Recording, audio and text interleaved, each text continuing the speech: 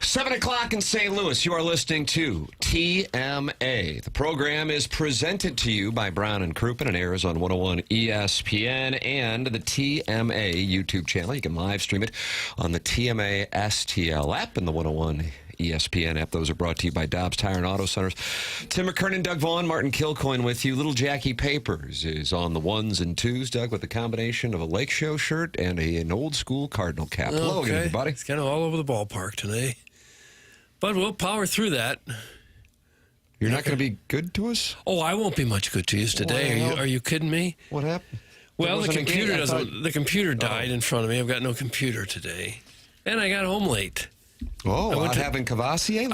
I went to the Luke Bryan concert. Pony. And got home about 11:30. Boy, it was packed. Absolutely jam-packed, shoulder to shoulder people. And I would guess about 75% of all teenage girls in the St. Louis area were there. Probably not all of them, but almost all of them were there, taking selfies and modeling pictures. And oh, nice. It's quite a scene. If you're a high school guy looking to meet a high school age girl, that would have been a position A in the world last night.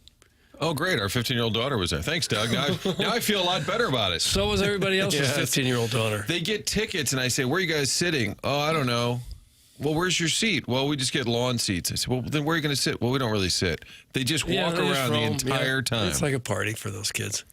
I would not have had Doug on the bingo card being at Luke Bryan on a Thursday night. Mm-hmm. I didn't see it coming. It was fun. He's probably with Nick Vaughn. Yeah? Yeah. Doug goes with Nick Vaughn everywhere. Yeah.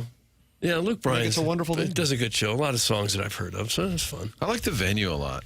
It is kind of fun. A little hard to get out of there. You just tell them I'm Doug Vaughn and I need to get back to Channel 5 stat. Well, there's a key. You got to park as far to the north of the lot as you possibly can. You park at Rams Park? No. And just walk up? No. You got to leave. You got to miss like the last song or two. Ooh. And you get out ahead of probably 20,000 people. But when you park, you got to park on the far north side of the lot so you can easily get out of there. You park on the south side, you're there for an hour and a half afterwards. Then when you're walking out, you hear the music still going. You're kind of enjoying the show. Walking quickly to get out there. We'll talk more Luke Bryan with Joey Vitale. He is going to join us. What time is he going to join us on the Stiefel dossier, Papis? 8:30. 8:30, Doug. He's a big Luke Bryan guy. Also a big poultry guy. Yep. And apparently the chickens got loose this week as we had a report from a texter. You can text in 314-399-9646. Air Comfort Service, sponsor of the text inbox on TMA. Chairman Kurt manning the Collier and Thompson phone lines, 314-974-0101. Friends have already gathered in the Michelob Ultra YouTube chat like Terry Donovan shaking hand. Do you remember Terry Donovan? He was Bunchy's brother on Ray Donovan. Right. Kind of an odd person. Not just because the hand was shaking, but just in general, he was kind of odd. And Ray was the fixer? Is that right? Ray Donovan? That's correct. That's a kind of a spoiler alert. But well, the show's kind of old. Still, we don't like to spoil programs. Okay. I like that Art Donovan when he would go on Letterman. The old Colts lineman. Talked about just drinking beer and made fun of himself. He's a delight. Martin, I have to read a statement here per council. Okay. Jackson, you are recording this? Yep. The Tam Avenue Capital Partners are protesting our $20 wager with one Jackson Burkett. We believe Eric Fetty's trade should count toward the wager. Cowards. We also are in a position where we cannot pay counsel because of multiple cash calls from earlier in the year, in which we are now upside down $426,000. Oh, no. And we will fight this to the death. Will you? Thank you, and God bless you and your support. Well, now, wasn't the bet made after the Fetty trade? We clarified this. Council will be playing that audio in court. Jackson, it's up to you to pursue the litigation. No problem. My team has been made aware. You have a team? Absolutely. Well, how can you have a team when we're upside down on goodorbad.com, Doug? Where's my money on that? I don't know. I can pay that high school bookie under the underwater tower. Irrelevant, Your Honor. Irrelevant. From goodorbad.com. I told you my accounting team is... accounting team now? They're on a corporate retreat until 2026 Q2. So you'll... That's a long retreat. Yeah. Where are they? Palm Springs, Palm Beach. They're in Western Europe, just kind of taking a tour. Oh, Portugal's lovely this time. That is Lisbon. Lisbon. What about Ibiza? Yeah. What about the Isle of Man? Well, okay, they're all nice. But they're aware. My legal team is aware. And, yeah, we'll see your ass in court. Oh, gosh, right there at the end, he got down to it. We'll be ready. All right, Tim, I'm going to help you out. Here's the deal. All right, I'm going to give you a check, okay? Now, don't cash it. I got a check for Tim if you just sit on it for a little bit. And then, Jackson, we got some gift cards, I'm told, that are still here. You can please take a gift card or two, see what the balance is. That's right. And you might get yourself $20 out of there. Is that slider place still open over there? Try that out first. The Slider House at the corner of Well, I don't know. Manchester and Somebody went Rockville. through them all. Somebody. Yeah, then there was a bunch of checks missing. I don't know. But, Tim, why don't you and I talk offline, and we'll get this sorted out. Well, that sounds like a solution. Jackson, is that amenable? Would you like some gift cards to the defunct Slider House at the corner of Rock Hill and Manchester to settle, Okay. to settle this? Yeah, that'll do. Oh, nice. Oh, really? Yeah. If I can Another get win for the Tam you've Avenue reached an Capital accord. Partners. if I can get some sliders out of it. Well, yeah. Well, it's out of business. Yeah, but still. Want to buy the signal? So, Tim, this is all in that dog reference bowl. to the fact that you owe my little buddy here two sawbucks? Double sawbuck, I Double believe. sawbucks. Because the Cardinals' bold trade deadline maneuvers fell a little short of what you were hoping. That's correct. I bet with my heart, which is something that the Tam Avenue Capital Partners, that's our first commandment, as a matter of fact. And Is to bet with your heart? is to never bet with your never. heart. But if you do, make sure you communicate directly with your partners so you can get that cash call taken care of. Essentially, at this point now, we're every week where we're meeting the bookie at the Arnold Water Tower. And I think he's going to be a senior this year. So hopefully, Okay. hopefully he gets into school and maybe just forgets about this. But yeah, I'm owing Jackson $20 because my wager with papers was the Cardinals would trade more than 3.5, over under was 3.5 players from the current major league roster. We felt very confident in Helsley, Maton, and Matz, but I bet with my heart that Chaim Bloom and the new world order of the St. Louis Baseball Cardinals LLC would be bold, capitalizing on the moment, and sending a message to the fan base that which they had seen for the majority of the last decade was in the past. A new era is upon us, and brighter days are ahead. Brother. But alas, same old crap, and fans are frustrated. Hello again, everybody, and welcome to St. Louis Cardinal baseball in the 2020s. Well, the Twins were busy. Nice. Traded if we were in everybody. Minneapolis, Traded like it'd be 11 intriguing. major league. Tonight's game has been canceled due to the lack Do of not have players. a forfeit like St. John the Baptist did in our district. All due respect to Amsinger. He was on that club Was Epiphany would sometimes have a tough time fielding a team. for basketball. They couldn't get 5 out there. This was more baseball. A lot of denim-clad players. Yeah. There is some high-quality baseball being played at the CYC level. You doing a live read? No. I watched a lot of that, though. So the Tam Avenue Capital Partners lose the wager. Nolan Arenado, still here. Sonny Gray, still here. Wilson Contreras, still here. No trade clauses, still here. The Cardinals president of baseball operations, Martin, we were both on that call yesterday at 5:30 Central Time. Apparently some issues with some of the media's phones causing it a little bit of a delay. What was going on? Well, hello there. Okay, if we could all mute our phones. We're still living. I got to tell you, though, because I was on my phone, I was just monitoring it, so I had the mute and the video off. But at one point, I was fumbling around, and I saw my fat face pop up, like, from under my chin. I was, oh, God, delete video. Yeah, Mo had to restart a little bit at the beginning there and then addressed all the questions. I thought what was really interesting, there was a Chaim Bloom question about his involvement, particularly with Blaze Jordan, and it didn't seem like there was a whole lot. It's, well, the whole team was involved. We had, of course, Moises. I was thinking of Moises Rodriguez, who's on the staff, and Flores, and Mo kind of ran down the list of everyone was involved. I felt he had an opportunity there to kind of address the Heim situation. By the way, Mozeliak, also known as Mo, will be on this show next week. So we can ask directly a bunch of these questions. I got the sense, and you get the sense, they felt like they accomplished everything they needed to, and I was thinking, boy, we didn't really get a whole lot done. I mean, to be honest. Here is, I want to summarize this, and this is going to be the headline of my perspective on this. In 2023, the Cardinal trade deadline, and I realize there isn't a whole lot of that is memorable from 2023, but I guess you can just take my word for it, or perhaps you know it. They were acquiring players who were theoretically on the precipice of being major league players. They weren't major league players, but they were on the precipice. They were AA or AAA players. They acquired, through all of these players in these 3 deals, one player who is at AA or better, and that's Blaze Jordan from the Red Sox. The Red Sox and the Cubs, by the way, the organizations that are getting ripped more than anybody in their fan bases, are more banty this morning than Cardinal fans are for lack of activity. And Red Sox fans are in the shadow still of the Devers deal. But for them to send Jordan to St. Louis for Steven Matz, who does not excite them, and 2 of their top prospects for Dustin May, who's been a bit of a disappointment, and that might be being polite with the Dodgers. They're furious about that in Boston. Cubs needed a starter, didn't get him, so they're pissed. But in the shadow of all of that is what the Cardinals acquired. And what the Cardinals acquired were A-ball players, minus Blaze Jordan.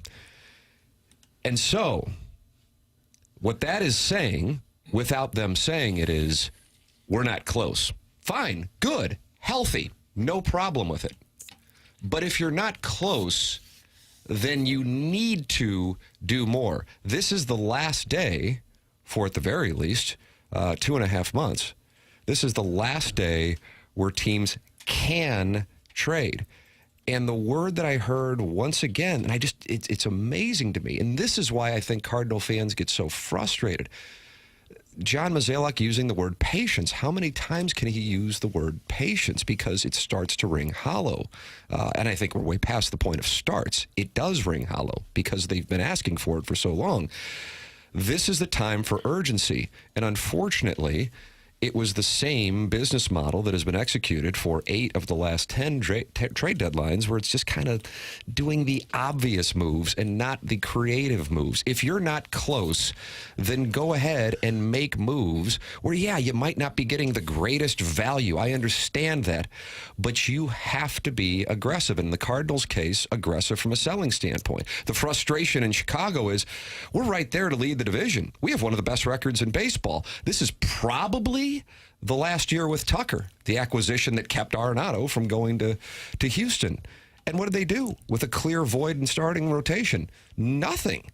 They tended to bullpen. They brought in Castro, but other than that, there wasn't attending to their starting rotation, which most likely leaves them behind. Of course, anything can happen in these short series, but that's the frustration there. The Cardinals are on the other side. The Cardinals executed a trade deadline like the Pirates did. I don't know what the Pirates were doing. And unfortunately, the Cardinals executing more like the Pirates and doing this kind of middle-of-the-road, half-in, half-out move over the last decade is what's gotten to the point where they are only 7.5 games up on the Pirates, but 10 games back of the Brewers. And what my hope was, based on Herrera just getting that random start in left field, is that, okay, we are now transitioning that we have to be aggressive. And aggressive meaning we are going to step outside of our comfort zone. And in John Mozeliak, Martin, you were on the call. We were just talking about it. Talked about all the interest in their left-handed hitters. And he said we were looking to be blown away. So an obvious reference to Donovan being on the market, maybe Burleson, Newt Barr, all of these players. We were wondering, hey, were they in play? A lot of teams called, a lot of inquiries. But he said we were looking to be blown away, and we were not. I don't know what that means. I don't know what the offers were. But I'd say the roster, and the word that to me keeps coming, it's still stagnant. You haven't really cleared anybody out of the way. You've still got Arenado at third. You still got Gorman on a rehab assignment coming back. You got Newt coming back. You've still got all the same old bunch. You basically 3 guys from the bullpen that has nothing to do with your lineup, your outfield, your infield, that needed some clarity. you have players, if you're not close, and again, they're not saying they're not close. Their actions tell you that they're not close. And by the way, fine. The organization gave Cardinal fans 2 decades of year in, year out, not only competitive baseball, but for the most part, great championship baseball. Inevitably, there is a turnover. That's fine. My issue with it is they don't take a stand. And that is why, and perhaps it's to the Cardinals' disadvantage, having the Blues in the market right down the street, the way that Doug Armstrong and the Blues operate tends to be much more aggressive. And fans feel like their emotional and financial investment is reciprocated. That's not what the Cardinals do. If you are not close, and by acquiring A-ball players, that's what you are telling that you're doing, if you're not close, then you need to go ahead and turn the page on some of the major league players, especially if you want to provide the word that we will now hear the most, opportunity, because you have what they call a logjam. A logjam indicates a surplus. I would call it just guys who play the same positions, because a logjam indicates value. That's not what they have. Clear some of the spots, take some chances, because what you've been doing for the last decade clearly doesn't work. And I don't know why JoJo Romero is still on the roster. He should have been traded. And if you do have people interested in your left-handed hitters, make a move. And yeah, the value might not be there, but you're telling the fan base by acquiring A-ball players that you are not close. And most fans would agree that you're not close. You're saying the two don't jive. That's exactly if right. the return is players that are a couple years away, then get rid of the guys who are only good for the next couple of years. Correct. That's my point. In 2023, they acquired high minor league players, indicating that they thought that they could get back in the mix in 2024. And they kind of did. They kind of did. I mean, certainly it's all relative, but, you know, they kind of did. This year, it's not happening. And instead, you just get rid of the free agent players, but you're sending the message to the fan base that we're in the rebuild mode. But then you keep guys who are, and I'm not talking about the no trade clause guys. Your fault. You got them. You're stuck with that. I'm talking about the guys, if there was a bunch of left-handed hitters and JoJo Romero, why not move on? For the life of me, I don't get it. And it frustrates me, because my hope was that with the new administration, we would see them turning the page from the last decade of trying to hedge. And instead, we got more hedging. That's the part that really frustrates me. And most of the low minor leaguers they got aren't terribly impressive. Their stats have not been eye-popping by any means. Probably will never see the major leagues. Probably never will. Maybe one or two of them. In fairness on that, and I know we all say it, but I want to reiterate it, we have no, I will say this, I have personally no idea. All I can do is look at the stats just like fans and read guys who do follow minor league players. What we do know is they're A-ball players, minus Blaze Jordan. And so again, what that says is A-ball players aren't guys who are on the precipice of the major leagues. Fine. Their Cardinals are not going to be competitive, at the very least, most likely, until 2027 or 8 or 9. Fine. But then what are you doing by keeping guys around who do fill these spots when you're not going to be in the mix? I just don't get it. And it's more of a Pittsburgh Pirates kind of operation. Mitch Keller has been really good. I realize he's not a household name like Skeens is, but the Pirates, one thing that they have going for them is they really do have a lot of great pitching that comes from picking high in the draft. So start to tend to it by capitalizing on the fact that you have a guy who so many teams were interested in starting pitching, and instead they held serve. And for what reason? And that also includes Santana. That also includes Heaney. And I'm not talking about those guys being stars, but Keller can be a guy who could really play a role in a team making a deep run into the postseason. And I think what you have in these front offices are teams who make decisions strictly by math and going, well, that's not fair value, so we can't do it because we could get lit up if it doesn't work. But I just don't understand the hedging. And that's where the Cardinals have been here for essentially the last part of the 90% of the last decade, and that's what's got them here. You reap what you sow at these deadlines, and the Cardinals haven't done a lot of work at the deadlines being bold. That's what frustrates fans. They take chances. Sure, Justin Falk didn't work out. Sure, Torrey Krug didn't work out. But at least the Blues are decisive, and they make bold moves because you can tell they're trying to win and stick to some semblance of a plan. I don't know what the Cardinals are doing, and that's the part that really frustrates me. I think in defense of the return, they're just 3 relievers, and Halsey being more premier, clearly, like Maton, Matz. You're not going to get a ton. They probably did better with Matz than I would have guessed. who knows, like we've said. But that's the whole point. You're not going to get a ton in return for 3 relievers, and that's why you need to do more. Who are free agents? Right. And that's an important... obvious move. Right. So the return so there... like a Mason Miller return, right. of course, much greater. So the 3 guys you traded, Helsley being a little different, of course, you're not going to get a ton because of their status, their relievers, their contracts are up. But because of that, if you do want to restock the minor leagues, then you got to say, all right, I hate to do it. Right. And I don't know what you would have gotten for a guy like Nootbaar. We're probably talking about Donovan or a Burleson or somebody like that, just saying we don't want to do it, but we got to clear up some spots here because it is a cluttered roster, and by not doing that, you also don't get any great return. You get what you get for 3 relievers, but if you trade somebody like Donovan at this moment, who's going to be good for the next couple of years, and somebody would probably want him. It would hurt to trade him, but maybe that would get you a pitcher who's a year away. Maybe that gets you a position, an outfielder. God forbid you'd have an outfielder who could play every day and has some power, who might be a AAA type player right now because you're not ready to win next year. They still have that kind of, if we could just get in mode. That's the part that I just don't get. I just don't get it. It's clearly not worked going back to 2016. I realized they were in the NLCS in 19, and I realized they had a hell of a run in 2022 that I think gets overlooked because the postseason stay was so brief with that goofball best-of-3 series when you win a division. I understand those things, but 16, 17, 18, I don't recognize 2020. 2020-21 required a miracle, and they backed into that after acquiring Lester, LeBlanc, and Happ, God's sakes. And then 2023, 2024, and 2025. You have to be bold, and I just don't get it for the life of me. And it frustrates. Again, it'd be one thing if it was like the first time. My issue is this is what's been going on that led to what we're experiencing here over the last 3 seasons. And that is why I think frustration is at an all-time high for Cardinal fans, at least in my lifetime. It is 7:22 in St. Louis. Time check brought to you by Clarkson Jewelers. Tim McKernan, Doug Vaughn, Martin Kilcoyne with you. Our Cardinal conversation continues here on 101 ESPN, the program. The Morning After, presented by Brown and Crouppen.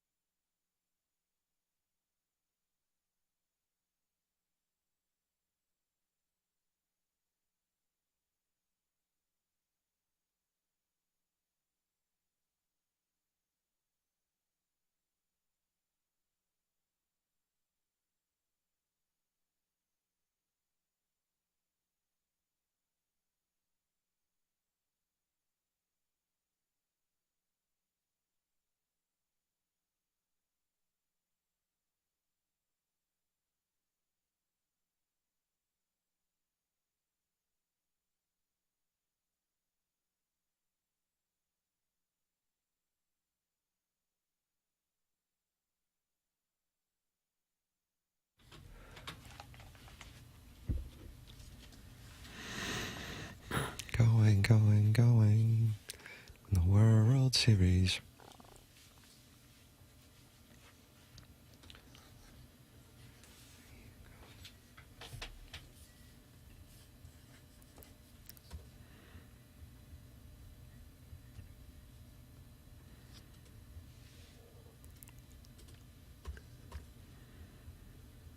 Oh, gosh. You like that, Doug? Yeah, I didn't mind it.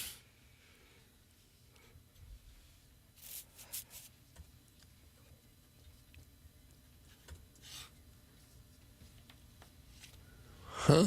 Is that shot Chris Carpenter?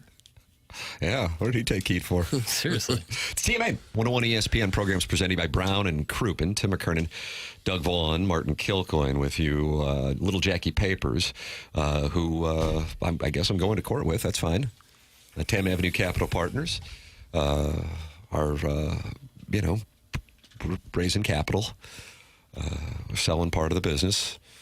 Liquidating assets. We have a printer that we think we can get $180 for. That's what it's listed for anyway. And we'll take. Put that on Marketplace? We'll take 45. Okay. I don't know what that negotiation looks like, but I think that kind of sends a message that we're amenable.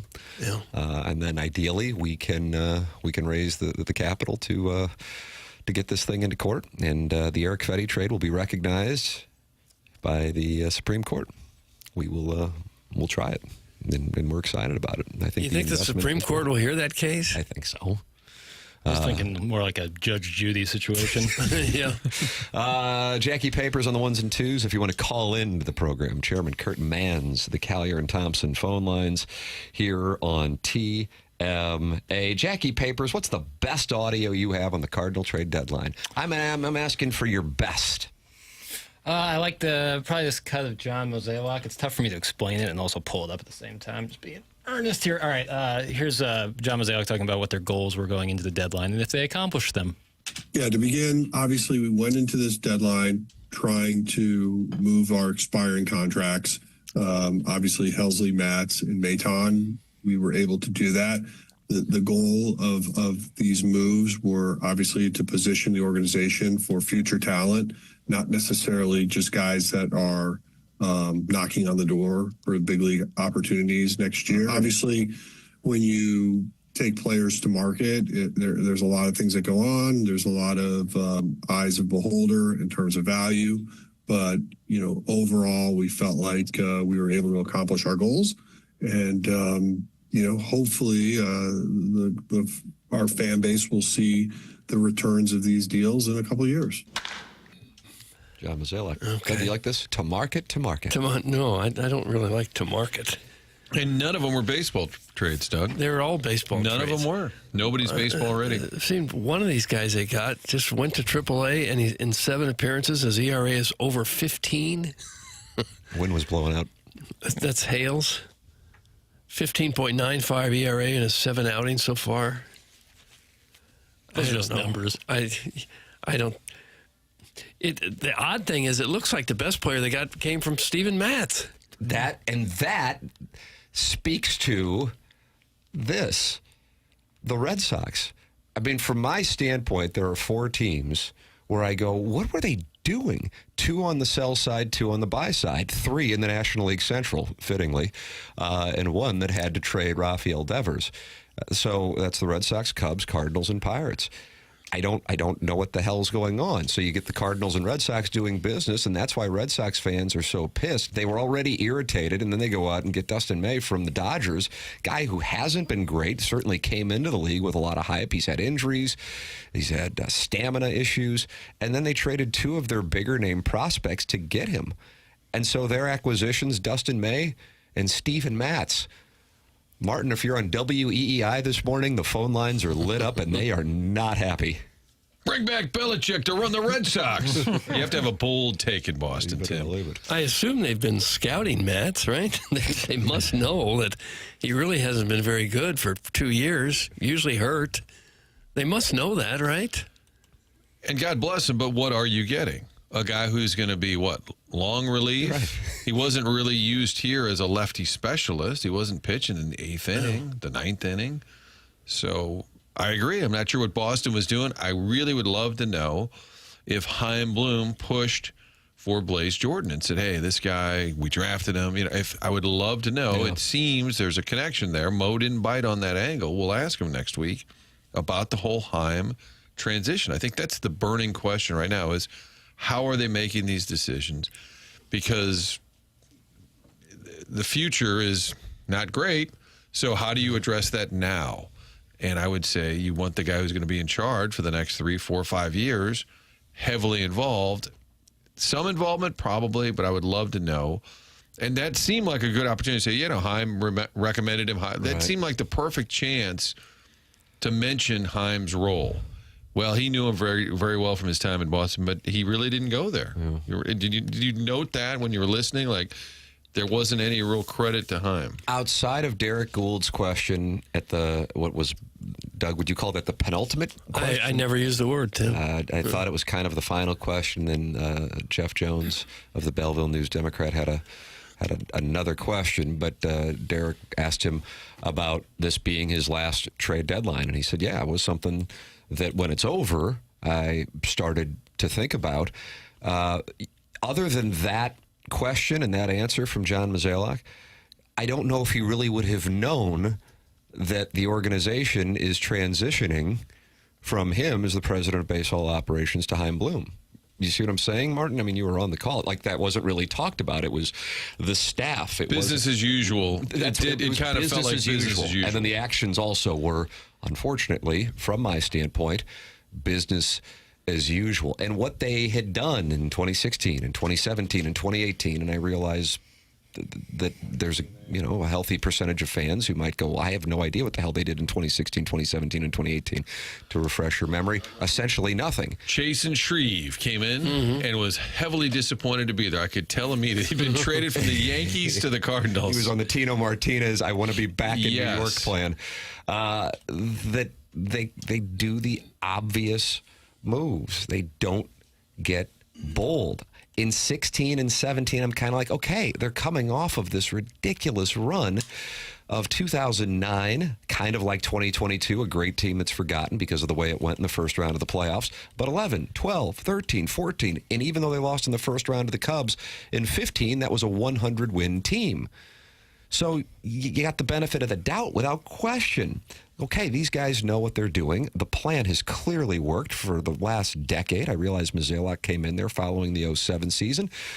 Can't argue with it. But now, after a decade of being polite, blasé baseball off the field in the front office and certainly on the field, minus 19 and 22, to repeat the same offense going into a new administration with a fan base at peak apathy and peak anger over the last 40 years, I'm just really taken aback that they did the same thing. And I think a lot of fans are. I love Cardinal baseball, but I am done wasting my time on this scared organization. That's from the 309. Is that Peoria, 309? I don't know where 309 is. They got an influx of talent. Peoria, stand up. Yeah.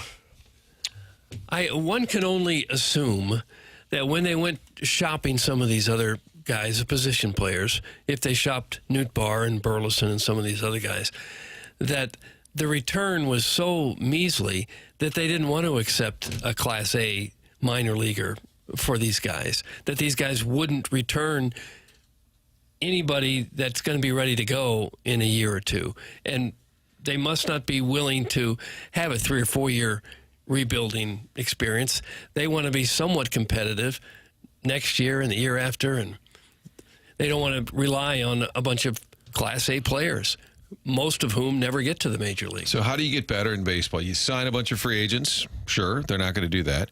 You have a ton of talent in AAA waiting to be called up. They don't have that. You make some bold baseball trades, get some players that can come in right away and help you. That's not happening. So the only option left is, all right, we need to have a strategic plan to kind of retool and realize it's going to take a couple of years to be truly. And granted, this team hung around. They did in the wild card race, third wild card. They did hang around, but it's obvious that it's not working, what they've been doing for close to a decade now.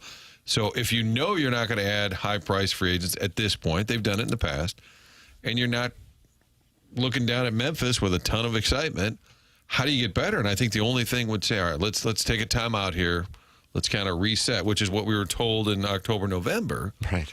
But this squad feels largely the same. I mean, subtracting Maton, Helsley, and Matz doesn't dramatically change who this team is. So you really kind of, it's the same. And that's the frustration. Yeah. That's why the frustration exists. Brendan Donovan is going to be gone by the time the Cardinals are really good again. Why not use him as an asset and get a couple high-level prospects that can maybe actually make a real difference at the right time? That is from Larry Thornton and Doug he used to produce over at your place, KSDK. Do you park in his spot now? Oh, yeah. I wonder do. if that's... What'd you lead with last night? Because Cardinals didn't play. Luke Bryan, I led with that. But Frank, had you live over there? it's easy to say get high-level prospects for these guys. It's not so easy to pull it off and to actually get prospects that are going to be any better than Donovan is eventually. Teams tend to overvalue their prospects. Lord knows we've seen the Cardinals do that time after time in recent years.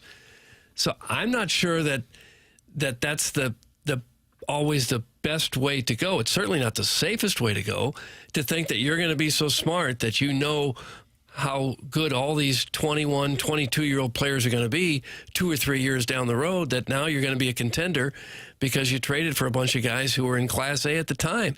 That's a hard thing to pull off. That's a hard way to go. Most guys in the minors never make it to the major leagues, and they were all prospects at some point. I think the safer way, if you're not trading for guys who are either in the major leagues or darn close to it, you don't know what you're getting. And so a team like the Cardinals, they might be better off having Lars Nootbaar than some Class A player that they could have traded for him who's never going to get to the major leagues. And that's probably why they didn't pull the trigger on any of these deals. Because they're just not getting much return. And you could be a little spooked knowing that Garcia, Rosarena, some of the guys that you cut bait on turned out to be decent. Mm-hmm. So fine. You have the cover of it's my last year. Blame it on me. I thought that might be the reason why he was in this mode. We know we've got to unload some players. It's going to be unpopular. I'll take the heat. I'm already unpopular with the majority of the fan base. So let's go ahead and turn the page. My issue is, fine, if Lars Nootbaar is better than an A-ball player, which certainly you could make a case that that's logically going to be the way that it works out, fine. But is Lars Nootbaar going to help you win a championship? And it would be very surprising. Again, I operate through percentages and probabilities. It's going to be very surprising, considering that the organization has a substantial issue at a variety of spots, and we start with number one, their major league starting rotation.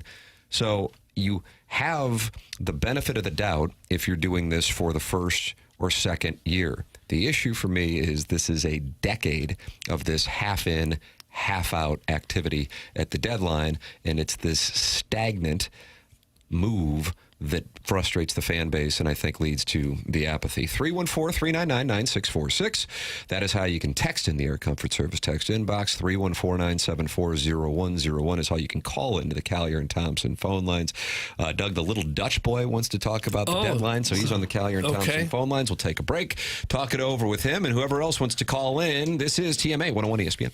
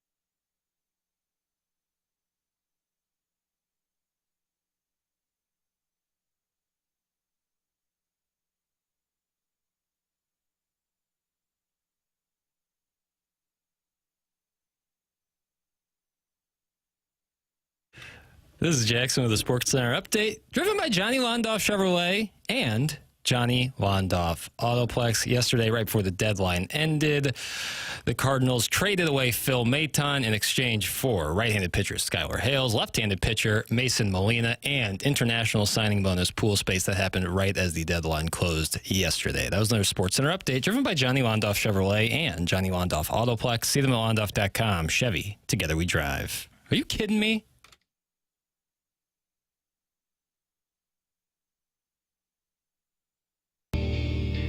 What if we had speed instead of age?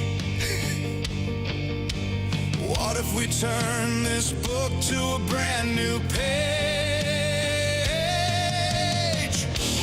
Prospects gleaming, a fresh horizon, a team reborn, a reason to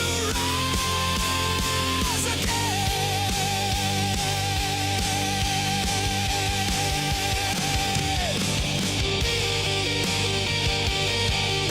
More of the trade deadline music that artists have been cutting around the world.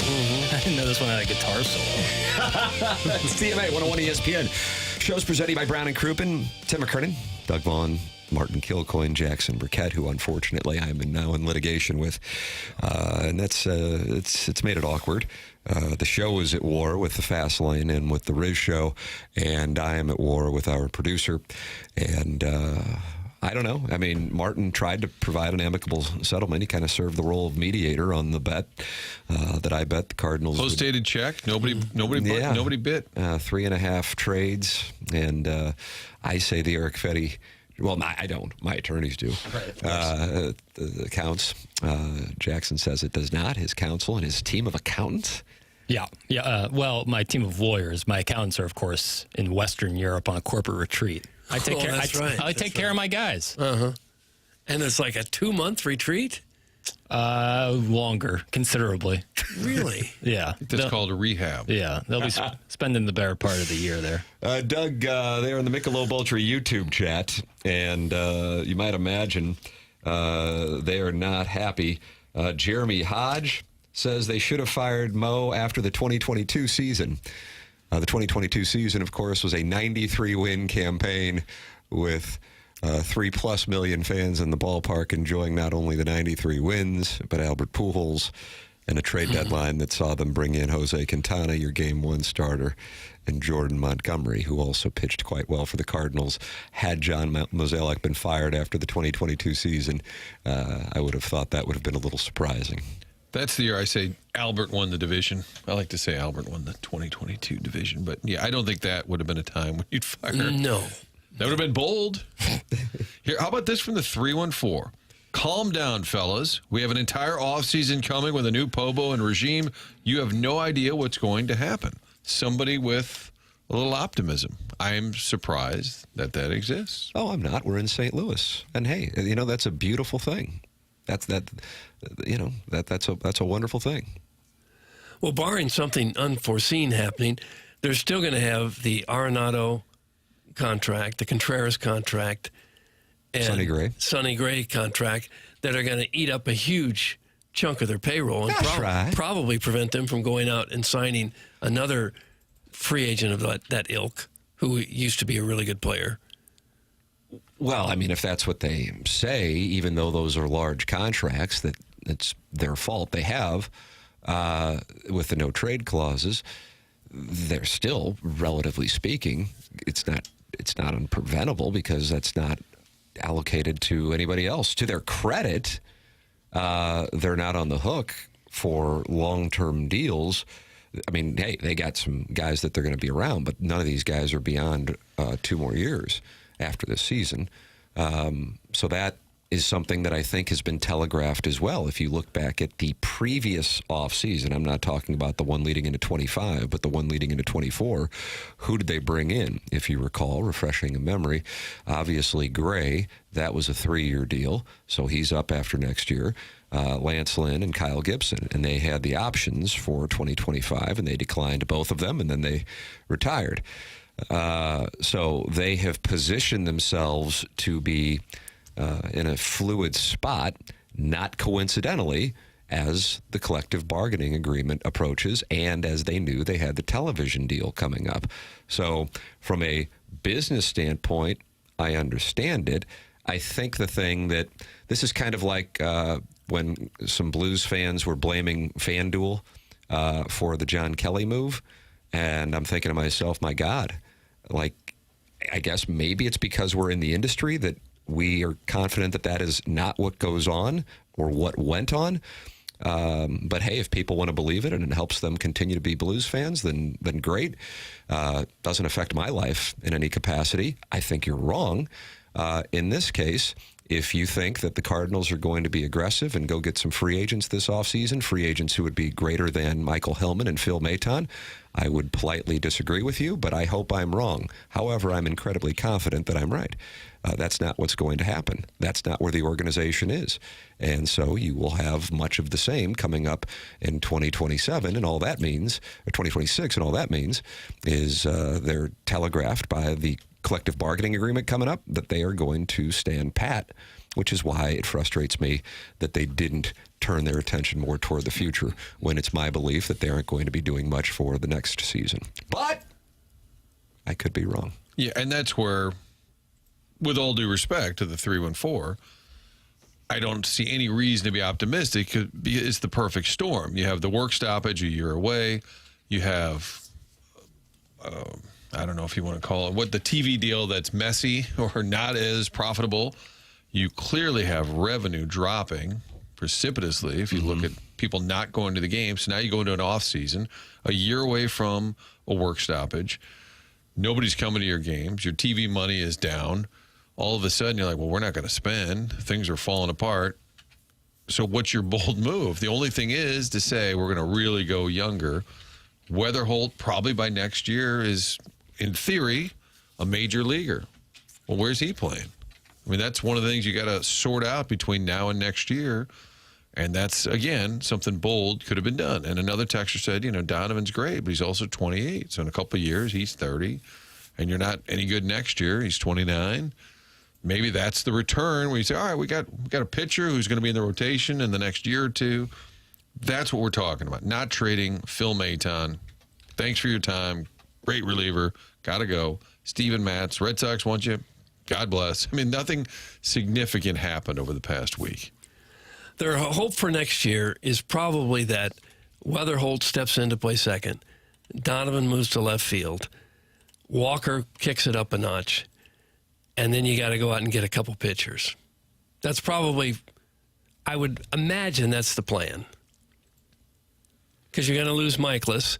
And while it's a big contract and they're happy to lose that, he has given you some decent starts this year. So you're going to have to replace him and then get at least one more beyond that. So probably two starting pitchers and hope for the best with Weatherholt and Walker. All right, so Weatherholt, Donovan, I like the fact those guys are both hitters. Okay. But now if I've got Donovan in left and I've got Walker in right, where's Burleson? Well, a DH. Well, where's Herrera? Can't catch. See what I'm saying? Well, where'd Gorman go? Well, he's still here. Well, he could play third. Well, Arenado's still here.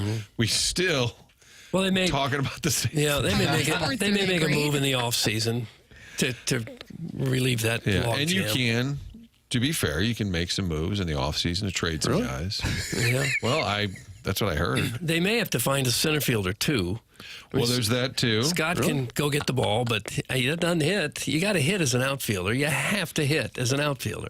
There's lots of guys who can catch the ball in center field. See Michael Ciani. Don't really care. Well, you should care. You should care. You got to get some offense from the outfield. So the last 2 minutes right there is why I personally do not think you are going to see the Cardinals be aggressive here in 5 months. That combined with about the last decade also. So that is why I would be very surprised. But again, my God, I'd be thrilled. As a lifelong St. Louisan and somebody who hosts a show, you want the team to be good. You want the team to be exciting.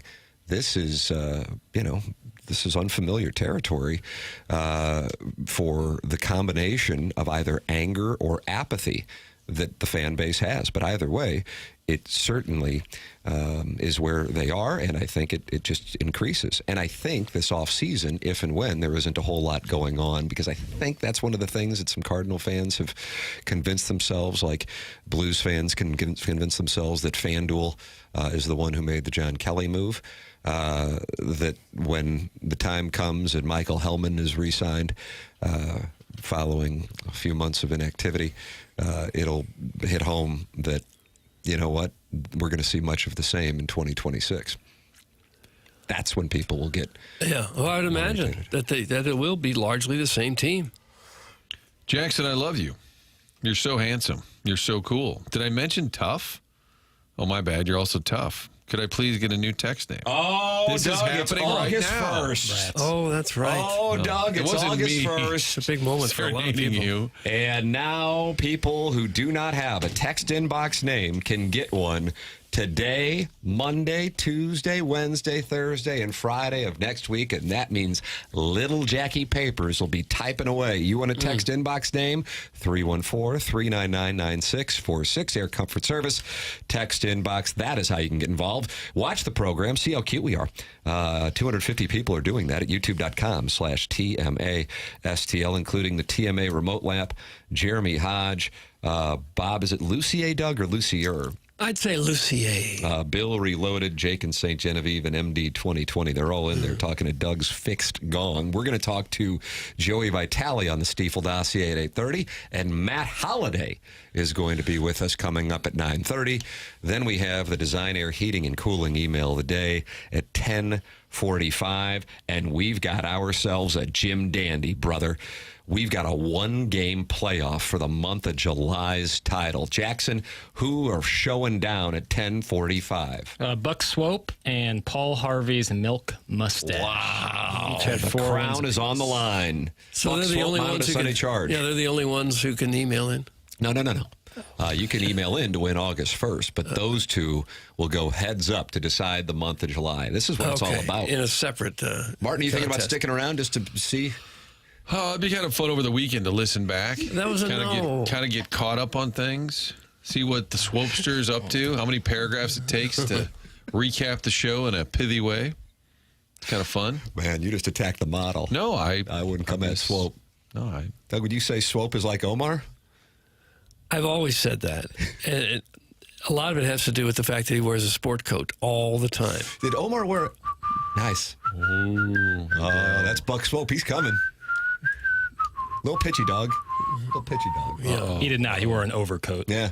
Did he jump out of a building because he was on the run? Oh, spoiler alert! Sorry, Yeah, it was spoiler alert! 18 years ago. Little Dutch boy is on the Callier and Thompson phone lines. Good morning, little Dutch boy. Hello, Dutchie. Morning, gentlemen. There was a lot of good topics covered on that, quite the wait. But I think the biggest problem for the Cardinals, the biggest problem for the Cardinals seems to be their optics. They're not setting good expectations. They're not managing those expectations. They're just kind of just floating around the ether. And I understand you have a big strike coming up, and I think that's a big deal why they didn't really sell off the prospects for any higher dollar talent, because they don't want it just sitting on the books for a whole year, because it's clear that revenue is really hurting this team. Maybe they should just kind of be a little open about it. Say, hey, revenue's coming down, strikes coming up, we're going to go with our young guys. And I feel like the Cardinals have had fairly decent success in drafting players.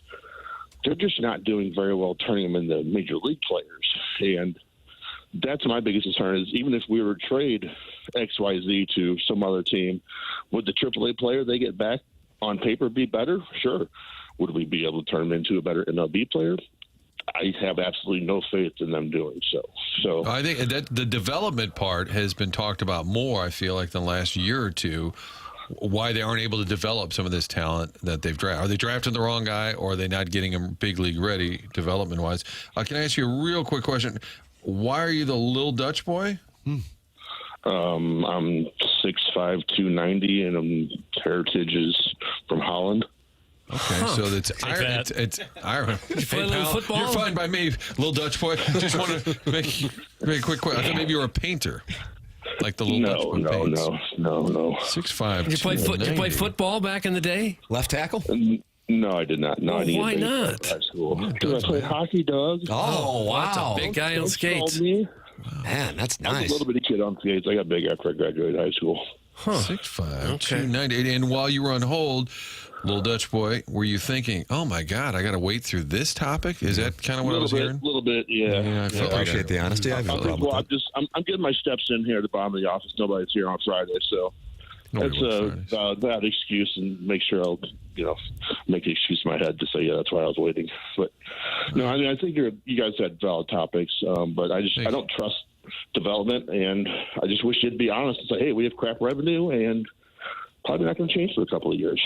No, I go, thanks, guys. All right, Thank you, little Dutchie. Dutch boy who we encourage all callers to give their height and weight. That was the old Dan Patrick show, I believe.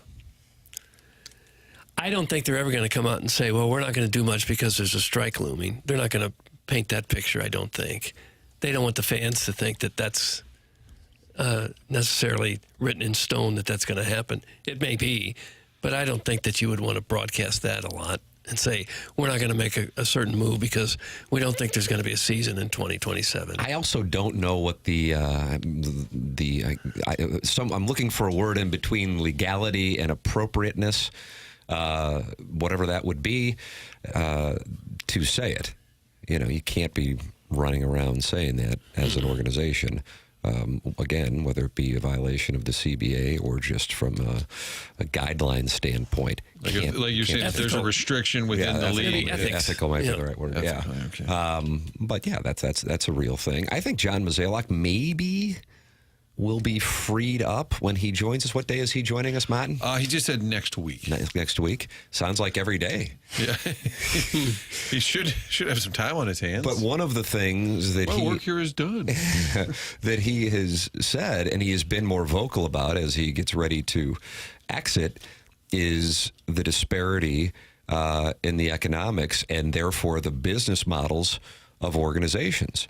So that part is relevant to what is about to take place. I imagine a number of you believe as well, following the 2020-2026 season, hence the Bryce Harper get the F out of our clubhouse to Rob Manfred earlier this week. And that is a significant work stoppage. And that leads me to what Ken Rosenthal said on his podcast. We'll have audio of that for you coming up here as we start the Fisher Window and Door Store 8 o'clock hour.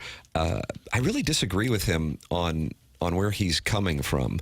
And I'm be curious what you guys think and what the audience thinks as well. We'll play that audio, and this is in response to the trade deadline. That's coming up on the other side of the break. Joey Vitale at 8:30, brought to you by Schaefer Door Company. Always look forward to that conversation. And Matt the Bat is a regular on the program now. He is going to join us at 9:30. That is your Stiefel dossier, in addition to the Design, Air, Heating, and Cooling email of the day, the morning after at InsideSTL.com. This is TMA, presented by Brown and Crouppen on 101 ESPN.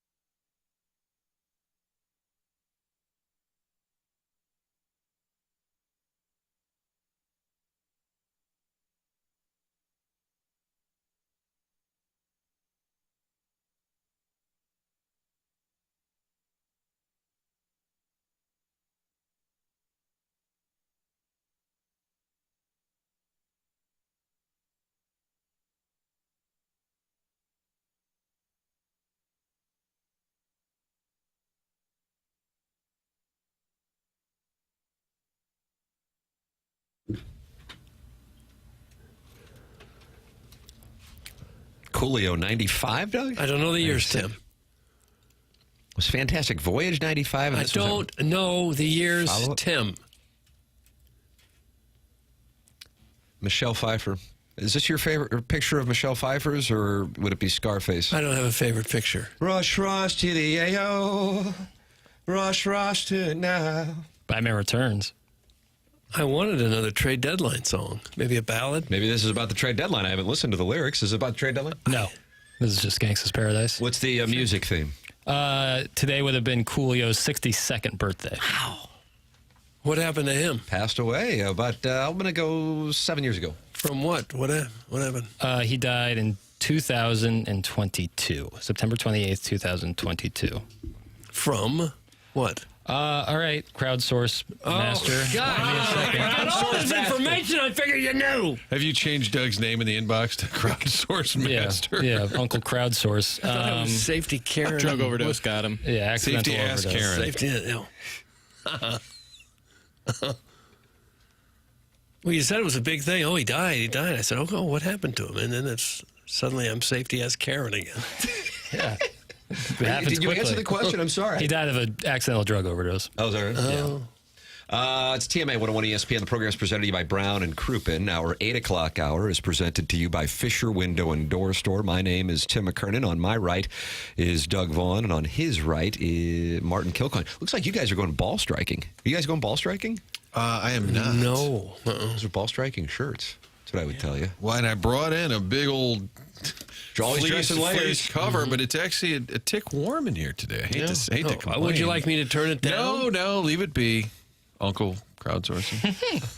Safety ass Karen. Let's see. Joey Vitale's at 8:30 on the program, and Matt Holliday is at 9:30 on the program. The Design, Air, Heating, and Cooling email of the day is at 10:45. The Morning After at InsideSTL.com. Brand new month. Everybody starts at zeros, minus our July playoff between Paul Harvey, Milk Mustache, and the legendary Buck Swope. But this is your chance to compete. I don't know. Maybe I'll incentivize people. I don't know. Should I do it? Fine, I'll do it. I'll Venmo the winner $50. Not until my client has paid his double Starbucks, please. I'll just settle and send him the $20. This is BS. This is BS. Listen, we'll invest that money back into the community. This is a good thing. What, by Why don't we giving go over- away airtime that hasn't been purchased?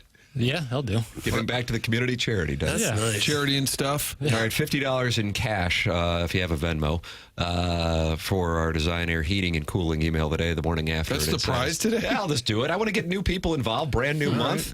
It also leads to some emails that are, I don't know what the right term would be. Not on the brand, so to speak. Which is always the best. Yeah, that's kind of my favorite, and August 1st is the day to do it. The morning after at InsideSTL.com. That is how you can email in for the Design, Air, Heating, and Cooling email of the day. Design Air is online at designairservice.com. Doug, we have glorious temperatures in the St. Louis area this weekend and an incredible forecast. 81 is a high today, sunny. 78 is a high tomorrow, sunny. And 80 is a high on Sunday, sunny. Sundress season is here, and it is going to be glorious. I am telling you. Are you going to wear a strapless gown? Wouldn't you like to know?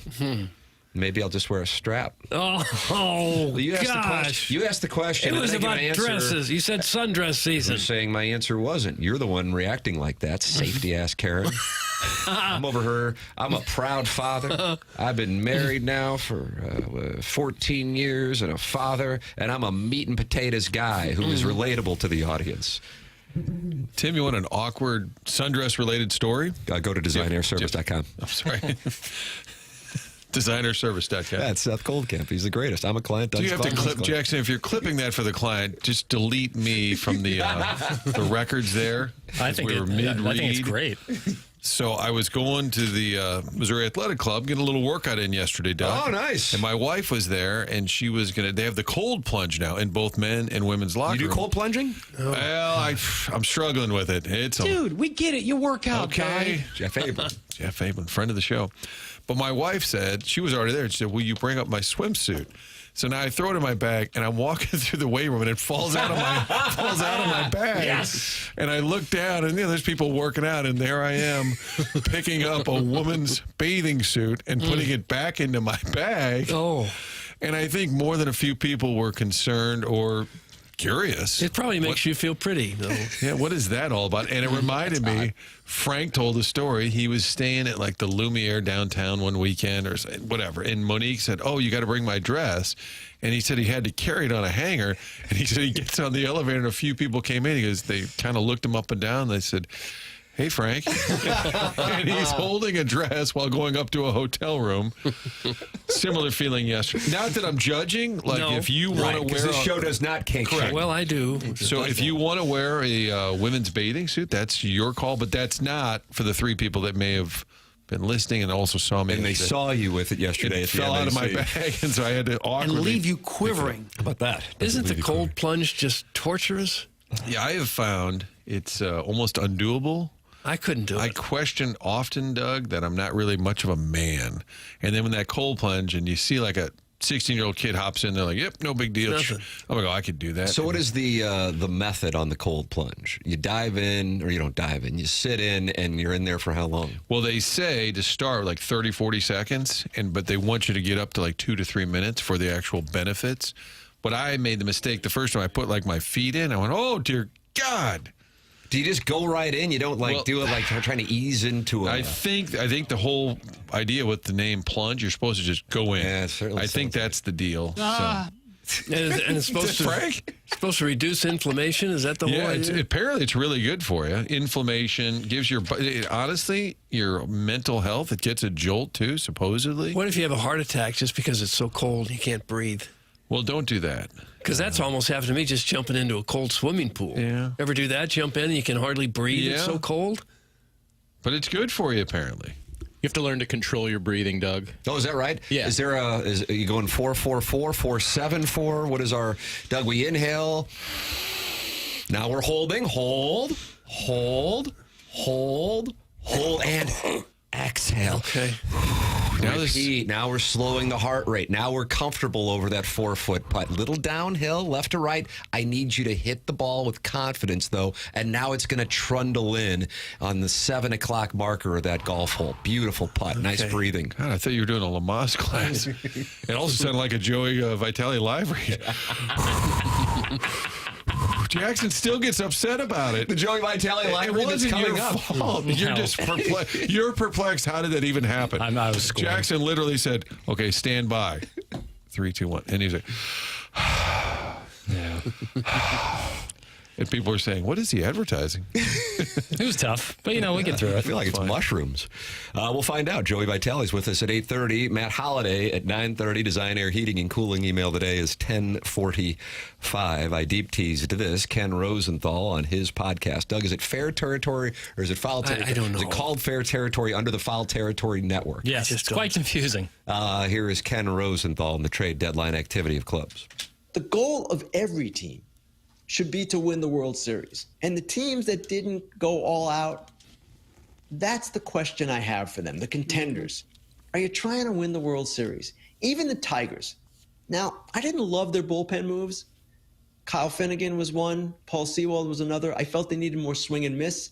But they also acquired Chris Paddock and then Charlie Morton for their rotation. Okay, it's modest, relatively speaking, but it's not bad.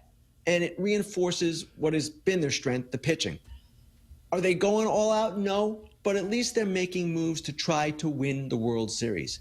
Some of these other teams are not looking at it like that, and that's the problem. I know the playoffs are random. I know with an expanded postseason, they're even more random. But the goal of this sport should be to be the last team standing. I don't know that enough teams look at it that way. I enjoy that. The part that I disagree, I agree with the part of it. So I think he's specifically talking about the Chicago Cubs. I think to a lesser extent, he's talking about the Boston Red Sox. I think the Red Sox core criticism would be, number one, they didn't really do much. Number two, for the little that they did, they overpaid. And they may have overpaid the Cardinals, but I think they certainly overpaid the Los Angeles Dodgers in exchange for May. The Cubs, I mean, I'm telling you, in Chicago and Boston this morning, people are pissed off. And I understand it. And the other element with the Cubs, outside of the fact that they're just a game back of the Brewers and with one of the best records in the game, is that this is your last year, most likely, of Tucker. And so you have to seize it. And I wonder if these executives who are so driven by math, and I'm not disparaging the approach of utilizing math, but when everybody is on a similar system and then everybody is kind of speaking to the same currency of value, that people play scared as opposed to, say, the boldness that you see with A.J. Preller or Jerry Dipoto in San Diego and Seattle, respectively. And so with looking at that, those are two teams that sent a message to their fan bases, and in the case of San Diego, they have been doing it, that we're trying to win this damn thing. And yeah, we might wind up in 5 years going, oh my God, look who we traded for that. But you know what? The only way to win is to be bold. And that is what's lacking either when you're talking about the Chicago Cubs or Boston Red Sox, or here and with the Pittsburgh Pirates from the seller perspective, is boldness. And yeah, you might wind up losing. It's part of the deal. But you've got to take risk. And there just really isn't a lot of it. And I think a part of that is because everybody's operating on the same mathematical formulas that cater to the value, and then they play scared. You saw two teams yesterday in particular, one in the American League, one in the National League, be bold. Personally, I like that. Doug, Too Fat to Kayak is on the Callier and Thompson phone lines. Chairman Kurt just held up the peace sign, which means line 2 for Too Fat to Kayak. Good morning, Too Fat to Kayak. You're on with Doug Vaughn. Hello, Fatty Fat. Hey! Good morning, gentlemen. I hope you can get out and enjoy the weekend. I'm going to be golfing this afternoon out at Innsbruck. Teeing off about 3:45. It's going to be glorious. 3:45 balls in the air at Innsbruck. Okay, call in with your height, weight, and tee times if you can. There you go. Exactly. Hey, Doug. Yeah. Big shout out to you for giving some love to Larry, the Silver Fox from Design Air. He's my guy. Oh, really? I kind of discovered him for the audience, and so I think much like Tim's ability to spot the new up and coming starlet, my bailiwick might be actually skilled tradesman. Middle-aged skilled tradesman. Oh, you know a good one when you see one, do you? Yeah. Yeah, so you find attractive tradesmen in Warren County, and I find attractive lasses in the San Fernando Valley. Doug, we're one and the same. Yeah, very similar. There's synergies there. I think we can monetize that somehow. Mm-hmm. Hey, Doug, one more question. I think about a month ago in passing, you said that you were off your CPAP. Yes. How did you just take yourself off CPAP, or did you go back in, get another review, and the doctor said, hey, Doug, you don't need the CPAP anymore? Yeah, the latter. I went back in. They gave me another overnight sleep test, and they go, boy, your numbers are way down. Nice. You don't even need this thing anymore. I wouldn't just do it on your own. No, I'm not going to do it on my own, but I'm taking your lead. That's what got me on it. Now I need to, see if probably a little too early to wean myself yet, but we'll see what happens. And the only other thing I want to talk about was City and their young players. And this is quick, but they have a lot of really good young players that play down on the reserve team. They brought them up for that butt-ass exhibition game against Aston Villa. Excuse me, that was an international friendly. Thank you, Martin. He called it a butt-ass game. Friendly. Well, it was a butt-ass game. And it was on the 2 Fox, and thank you, Mark Tan, if you were involved in programming, for showing that. Really? I was not going to buy a ticket for that game. No way in hell. Anyway. You know how that, Tim, you know how that ended up on the 2 Fox? How'd that happen? Mad polling. Really? Yeah. I'm a polling lemon. Reached out to the 2 Fox and started the conversation. Said, let's get this game on the TV so people like Too Fat to Kayak can see it. God bless. Smart move by polling. They brought up a bunch, in the second half, they brought up a bunch of their young players, and these guys played toe-to-toe with some of the best in England, or the second string of the best in England. That's really impressive. there's talent there. City just needs to absolutely wipe the slate clean for the rest of this year. Get these guys up as much as they can. I know there's limits in the contracts for the young guys about how much they can play. They got to go all of them through and see what they've that's got. enough. That's enough. Whatever, dude. That's no. I appreciate. Too fat to kayak. He just gave the Two Fox a compliment, and I still took it. Put the bullet in his head. And I was minus 800 to be the one to do it. I just think. Thank you. Elliot Davis has said, "I'm sorry, Mayor. Because let me take this call real quick."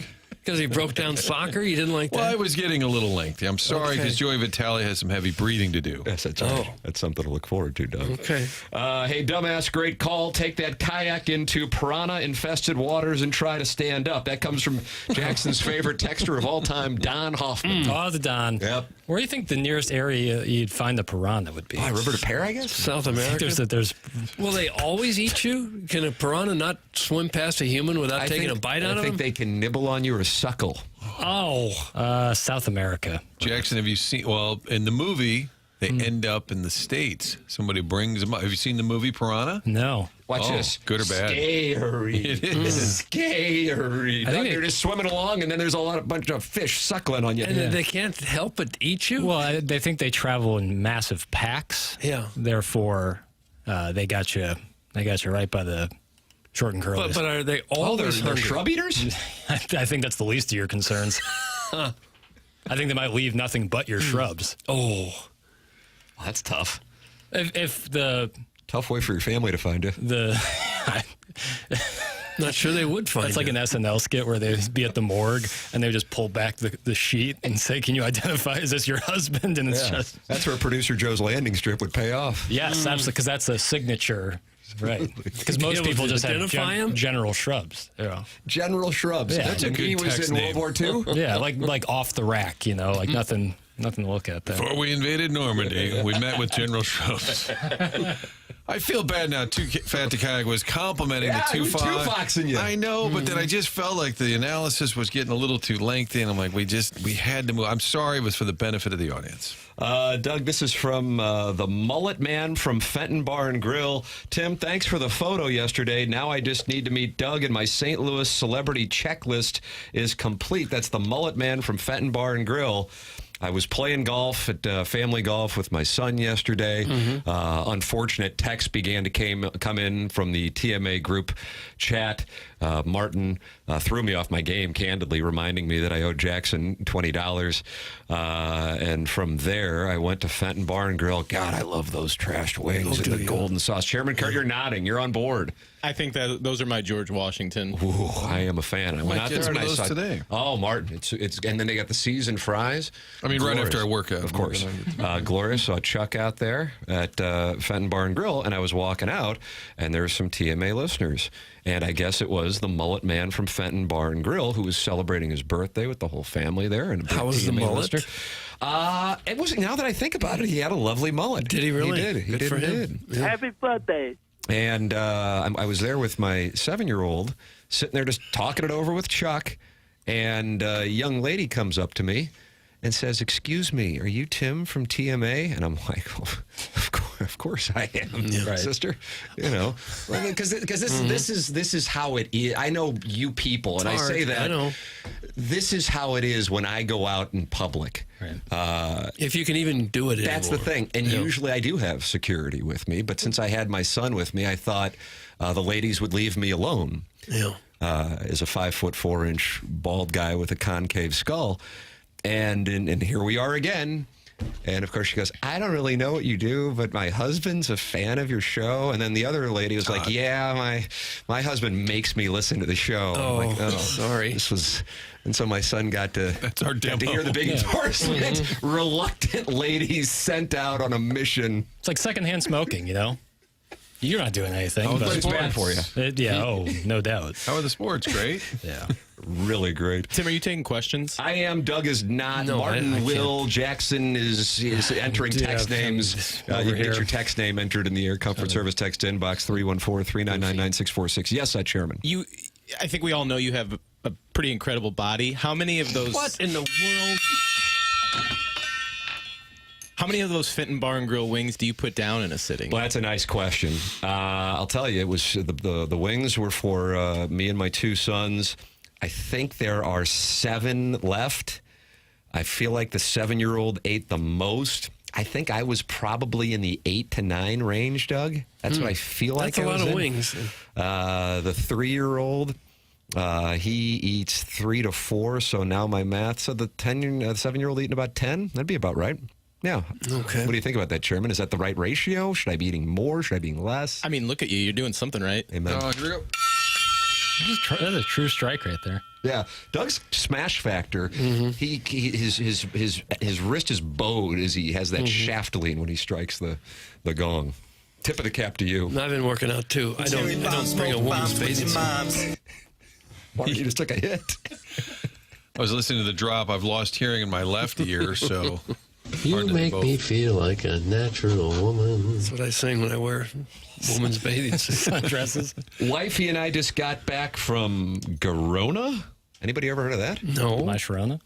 My Sharona, the knack. Girona, Girona. It's a city in Spain. Look at this guy. Haven't listened in a few weeks. What the flying hell are y'all talking about? Shrub-eating piranhas?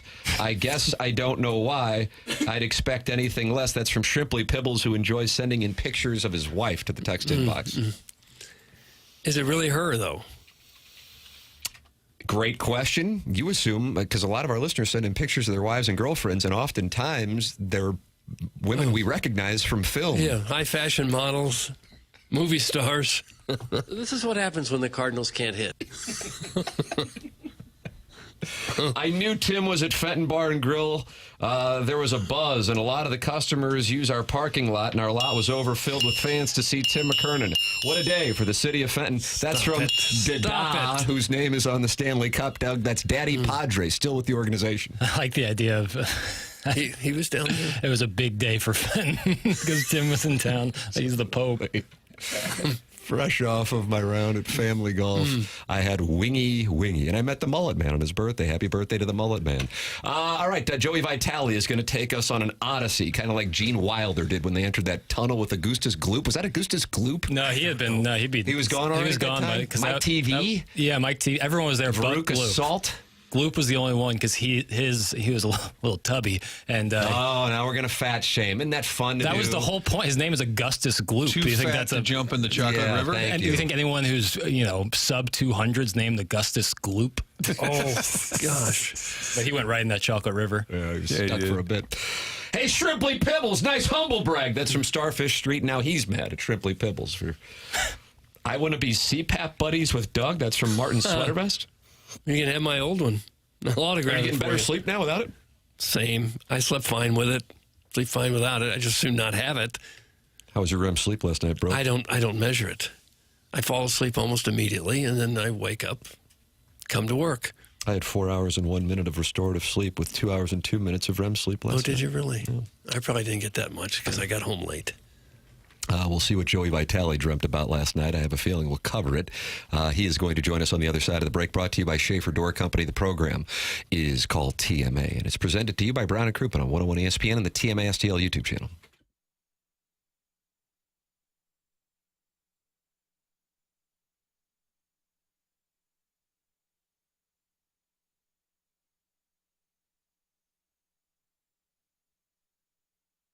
FlyMidAmerica.com. That's the website. Check out all the great flights available from Allegiant. If you're going to Florida, there are 7 different destinations. How about a trip to Hilton Head, Gulf Shores, Knoxville, Las Vegas, all great places to head with your wife, girlfriend, family, you name it, load them up. Great prices means you can take more people, and you'll have the convenience of Mid-America St. Louis Airport. They're in Muscuda, Illinois. You've heard about it over the years. Well, folks have started to figure it out. The convenience and the prices on top of the great destinations makes it the place to head out of town. The place to do it is Mid-America St. Louis Airport. Again, convenience. We're talking about parking on that giant lot right in front of the terminal, less than $10 a day. Get inside, get to the gate. The average time is 15 minutes from your car to your gate. That's unheard of in travel these days. Find out more, FlyMidAmerica.com. They're starting to expand over there. Word is spreading. You want to go somewhere fun, somewhere warm, talking about Hilton Head or Fort Myers, Fort Lauderdale. Get online and book that flight at FlyMidAmerica.com.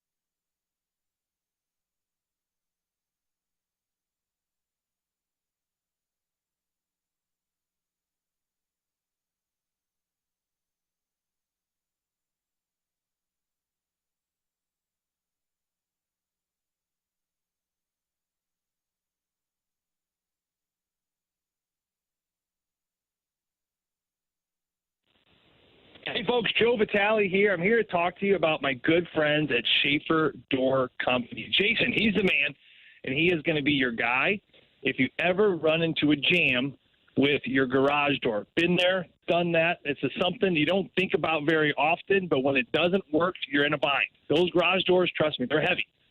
Good news for you is you have a good friend, also a huge fan of TMA, with Jason and the entire company at Schaefer Door. You can go to their website, SchaeferDoor.com. That's Schaefer, SCHAER door.com. But the best way to get a hold of them is call or text. They have someone available just about all the time, 636-782-3608. Once again, give them a call, shoot them a text. Heck of a company, big enough for the widespread area of St. Louis, but small enough to answer your text and answer your call. Schaefer Door, they're your go-to for all garage doors, business, home, you name it. Schaefer Door is a Clopay Master Authorized Dealer.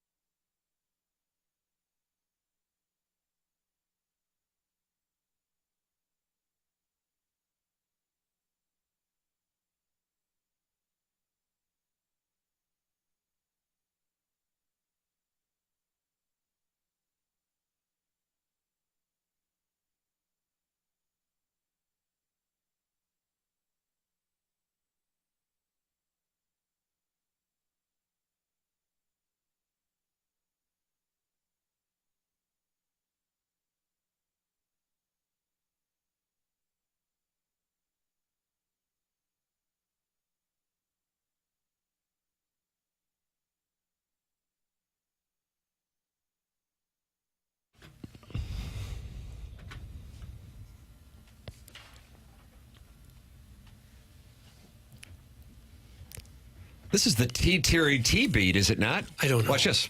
Bill Chandler, St. Gabriel's music teacher, 1980s. Terry T. Terry T. Listen, see if you hear it. See? Terry T. Terry T.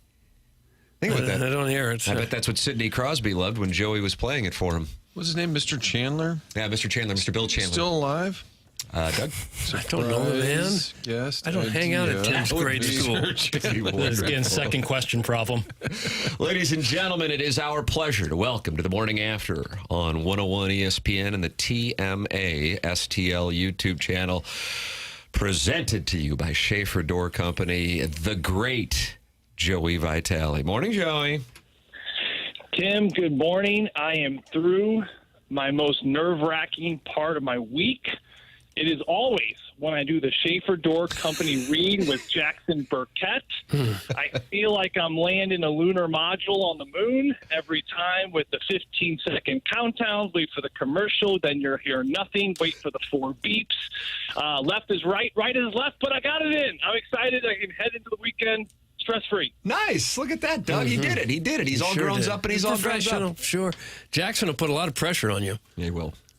Boy, he will. He absolutely will. I feel the anxiety in his voice. He's relatively a pretty calm guy. It's like, Joe, you there? I'm like, I'm here. Okay, here's the deal today. We're going to do something a little different. And I'm like, oh, boy, here we go again. So, anyway, hopefully we knocked it out for J-Bone. J-Bone. He's a little scarred by the heavy breathing incident, and it seems to have thrown him for a loop. But today he did a fist bump when you nailed it. Yes. I'm always proud of you when you knock it out of the park, Joe. And you always do. It isn't quite like landing a module on the moon, although that must be pretty exciting. There's actually a really cool picture. You guys ever seen this picture? You ever see this thing? It's a photo. I think what was the Apollo that landed on the moon? Was that 10? 12?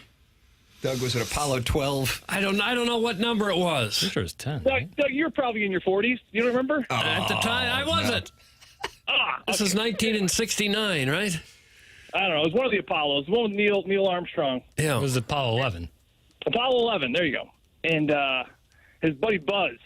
Aldrin? Buzz Yes. Buzz Aldrin. Actually, I want to say Buzz Lightyear. That's not there, but he wasn't there. Also a spaceman. It was Neil Armstrong and Buzz Aldrin, and they were going down in the lunar module. This is really nothing to do with anything, but it is a cool photo. And I think I think it was Michael Collins. If I'm not Tom Collins, that's a drink. I think it's Michael Collins. But he was kind of Irish mob. he was kind of the forgotten astronaut. People kind of forget about him because he didn't actually walk on the moon, but he was there. It was three-man booth. And he's taken a photo of Neil and old Buzzman. Buzzman and Neil were heading down to the moon. Or so some say. There's a lot of conspiracy theorists say we didn't even land on the moon, which that's not here nor there. But they're going down, and then Tom Collins takes a photo, and it's the lunar module going down to the moon, but then you see the Earth in the background. This is where it's cool. And they claim, if you think about it, that is a shot, it's a photo, it's a capture of everyone on Earth, present, past, that's ever been on Earth, all in one frame except one person. That's pretty cool, isn't it? It is, but I guess the people in the past, they wouldn't still be around.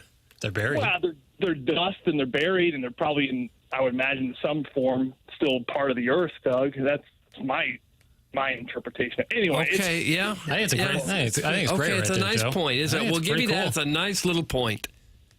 It's a cool photo. Check it out. Okay. What's in a Tom Collins? That's a good question. Yeah, it's kind of a boat drink. It's a lightweight drink if you're kind of starting to get into. It's what you would drink at like Fieldhouse when you're 18. But you don't hear Gin, about it anymore. Lemon do you? juice, sugar, carbonated water. Yeah, there you go. It's like gin and sparkling lemonade.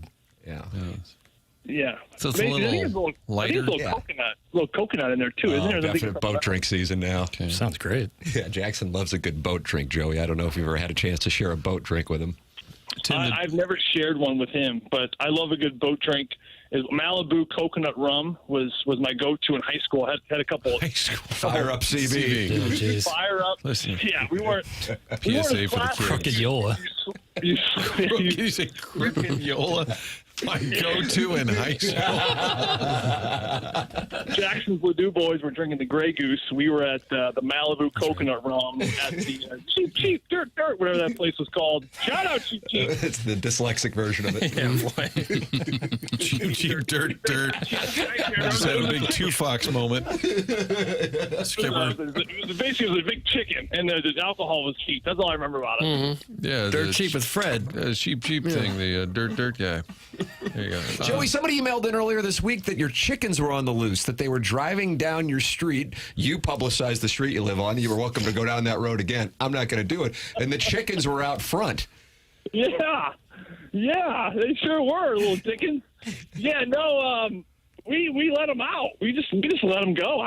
We're brand new chicken people. We've never done this before, and I just look at this little playpen they're in. I just feel like they're all cramped. So we just let them go, and I don't know. People are like, aren't you worried they're going to hit? I mean, listen, here's the deal.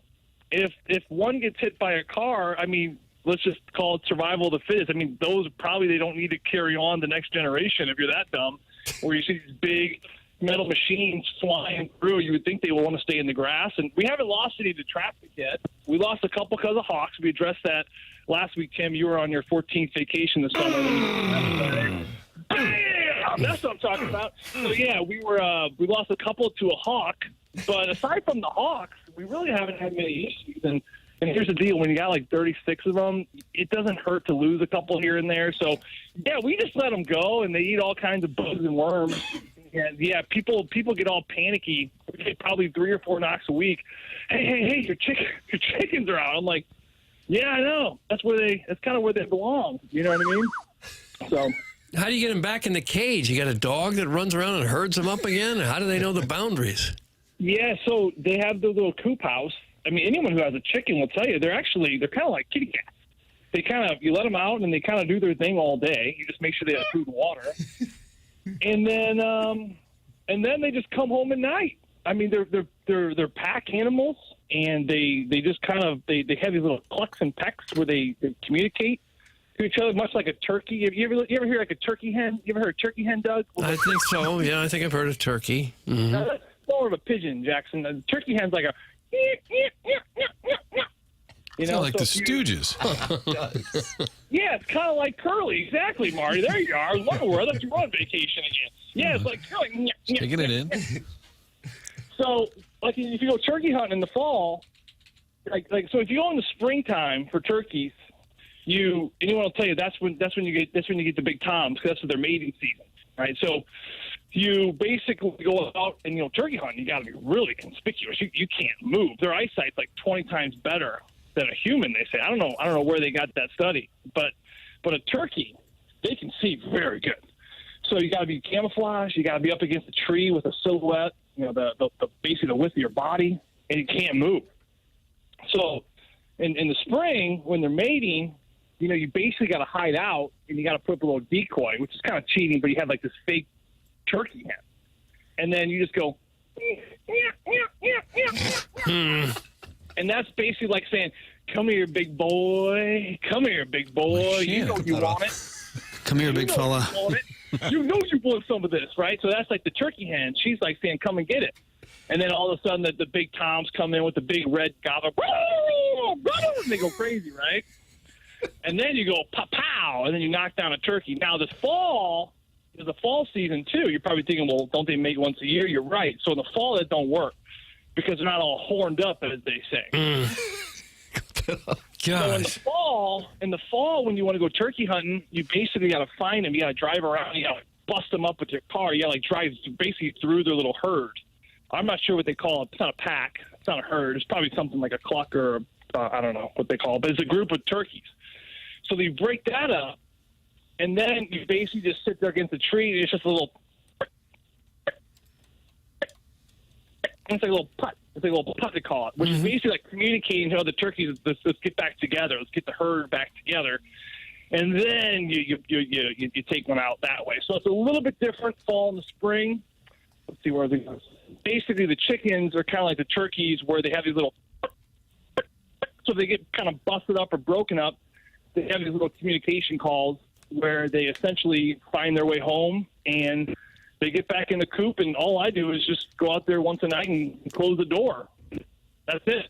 We got Michael Winslow on the line doing voices. Oh, I like that. A group of turkeys can be called a flock, a gang, or a rafter. A rafter. Okay. I like that.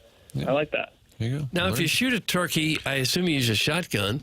Aren't you concerned that a shotgun pellet might get into the body of the turkey, and then you're going to bite down on that if you eat the turkey? Well, yeah. Well, yes and no. So the turkey head, right? They have their heads. They strut up. Their heart is actually kind of located in their neck, right? So when they kind of reach up. Here's the deal, Doug. If we ever go turkey hunting, it's easier to explain in person. But when they kind of have their head turtled up, like inside their feathers, and they're puffing their feathers. They're puffing their feathers, and their head is kind of like turtled in there. You never want to shoot a turkey then because it's got so much protection. Their breasts are huge. These turkeys got big old breasts. All right, give me that hate. Okay. And the feathers and the breast, the pellets, the shotgun pellets will never penetrate the breast. The breasts are too big and strong. Put that off. So you never want to hit them in the body. Yeah, you never want to hit them in the body. This is 101 ESPN. Top of the hour. You gotta, you gotta wait. You gotta wait, Doug. You gotta wait for their neck to go stretching out. And whenever they go, that means their neck is out. It's out, and that's the time to go pow. And you want to aim for like the neck, head area, and you'll take that turkey down. You'll take that turkey down all the time. People get their turkeys stuffed, because they're very, very pretty feathers. Which is interesting because, in nature, the males are always more colorful because they're attracting female. Right. And then humans, Doug, which is interesting. I don't know why I'm just talking to you, Doug, but I feel like I think the only one interested, I guess. Humans are like the only species where it's kind of the opposite. Mm-hmm. Like you look at a woman, like why does a woman wear red lipstick? Like the woman, we kind of think of a woman like very seductive, right? Like like red lipstick is very seductive. Why? Mm-hmm. Because in nature, red means that you're swollen and you're ready to hubba hubba, or you said va va voom. You're ready to va va va voom. That's right. You're ready to va va va voom because like a turkey's head and its neck get really red because blood flow. Like so, whenever you see blood flow, you think, okay, it's time to get it going. So. And that's like for women who wear red lipstick, they put on the red lipstick and all of a sudden the men are like, whoa, hello, darling, if you will, because the red is a seductive color, So anyway, so long story short, males in nature have this colorful, I need to attract a female. Look at deer. Deer have these big antlers like, hey, honey, look at me. I got a big old rack. You know, and Right. you know, you can use so many different examples. But the males attract the females in nature, but in human species, it's kind of flipped backwards, where the women are really dressed up and feel like they're attracting the male. Which I don't know when that turned in history of humans, but that's just kind of where we stand right now. Well, it sure is. So what are the wanna Blues make doing these love. days? Would they be working out or not yet? Yeah, I saw Robbie Thomas and Colton at the rink last week. I think it was last week. Yeah, last Bob week. Thomas needs to stop by, see the boys. Yeah, Bobby. I think Bobby was. He had some. I think he had a trip to Toronto. I think a couple of guys were going to go up there as well, so he was leaving town. Oh, but likely it was great to see. Great to see Robbie and Colton. We were at Centene. They were on the Plager sheet. We caught up a little bit after. You know, it is amazing as I'm watching these professional athletes, and had a couple of the kiddos with me, and we're watching what they're doing. And Robert Thomas and Colton Parayko, you would think, you know, Robert Thomas, to me, he's one of the best visionaries of the game right now. He sees plays develop. He sees things happen. He's just ahead of the play. That's why he's such a good passer. But with him being so elite, you look at, I wonder what he does in the offseason. I wonder how he spends his time on a sheet of ice. And guys, I'm telling you, it's not that crazy. I mean, this game is not that complicated. He's working on edge work. He's doing things that I would say 8U, 10U kids work on with coaches. The edge work, the inside edge, the outside edge, the body shifting. You know, him and Colton, they saucer passed for maybe 10 minutes. They just worked on passing on the tape, you know, giving a pass, receiving a pass, you know, and it's the nuts and bolts. It's the foundation of any player. These professional guys, they still do. They spend a whole 45 minutes just working on the foundation, you know. And for Robbie, especially, it's not only giving a pass, but receiving a pass. I was talking to Shane Doan, who I played with in Arizona. He was now a part of the Toronto Maple Leafs. This is 2 years ago. And he said, you know, he's part of the Maple Leafs. He's around Austin Matthews. I'm going to ask him questions. And, you know, what do you notice about Austin? What do you notice about these different kids? And he's like, it's been amazing watching Austin grow. And when I was a part of the Coyotes organization with Shane, we were both players there. We had this kid come out. I think he was like 13 years old at the time. He had a USA helmet, and we're having a summer skate, almost like this time of the year. It was like July, August. And this 13-year-old comes out, and I asked Shane, I said, who is that? He goes, oh, it's just this teenager kid. And I go, he's going to skate with us? He goes, yeah, just wait. And I'm watching this kid, and he's just kind of flying around. And he's good. He can keep up just fine. And then we're doing a little scrimmage, and again, keeping up just fine. And then Shane talks to him on the side. You can see him kind of talking to him. And all of a sudden, this 13-year-old kid, literally within a split snap of a finger, became the best player on the ice. And this young kid, of course, was Austin Matthews, who grew up in Arizona. And we talked about that story later. And what Shane had told him was, hey, I know you're young, but go play. Like, we want you to go play. So for Austin, he felt a little bashful, but he was so good. He was so good. He didn't want to show up all these pros. But then he just took off. And you look at him and how he's grown into being this just maybe the face of the NHL, maybe definitely the face of Canada hockey. One thing he does really well, and this goes back to the conversation I had with Shane, receiving passes. He receives passes so well. I mean, who would ever think in a million years, right? Especially in a day and age with Instagram and all the social media, and you look at all these highlight reel goals. Every kid, it drives me crazy, keeps working on this Michigan goal that you see Trevor Zegers pull off. But the game is the game, and the game, getting back to Robbie, what he's working on is catching passes, giving passes, working on your edge work. And for Austin Matthews and Robert Thomas, these guys are just working on receiving passes in motion. You know, most players in the league see the pass. They got to take that split second to actually corral that puck. I mean, I was the same way. I receive a pass. It takes a split second for me to actually settle that puck down before I make my next move. The best receive a pass, and they're already in motion to that next move. And there's different ways in fact they do it on the ice, as far as they'll receive a pass or right before an obstacle. You know, you think of a drill where the second guy in line passes to the first guy in motion, but typically they'll pass it about 4 feet before the cone, and then the guy can catch it and then make a move on the cone. Well, these best guys, they say, no, pass it to me 1 foot before that cone. Because what does it do? It forces them. They actually have a smaller amount of time to actually corral that puck and get into that first move. And that's what the best do. And getting back to your original question there, Marty. It was how the Blues are doing. Yeah, they're working. I mean, this is the time where you look at Robert Thomas, who's going to be the captain here one day and the face of this organization. He's working on his game. He's working on his game. These guys, it's not an accident. It's not a fluke. They don't golf all summer and show up in September just, okay, ride a bike. Here we go again. I mean, these guys work at it, and it's the little things. It's the meticulous everything. Tim, you're always golfing. Probably the same for golf. If they work on their shots, they work on their hits, they work on different techniques. But it's just the foundational stuff, and it's just doing it over and over and over, and they're certainly doing it. Michael Winslow was the sound effect guy. Remember Police Academy? Police Academy, Doug. And the more I heard Joey doing all these different voices, I said, he's the new Michael Winslow. Jackie, what do you got here, buddy?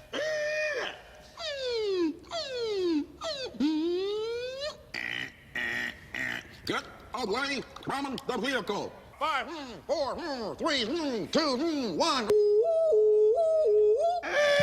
What do you think? Is that a comp, Tim? You think maybe the new Michael Winslow? Joey Vitale's turkey noises, Michael Winslow, police noises. Takes a lot of talent to do that. Okay. It's pretty cool. It sounds like your house when you have children. And you wake up.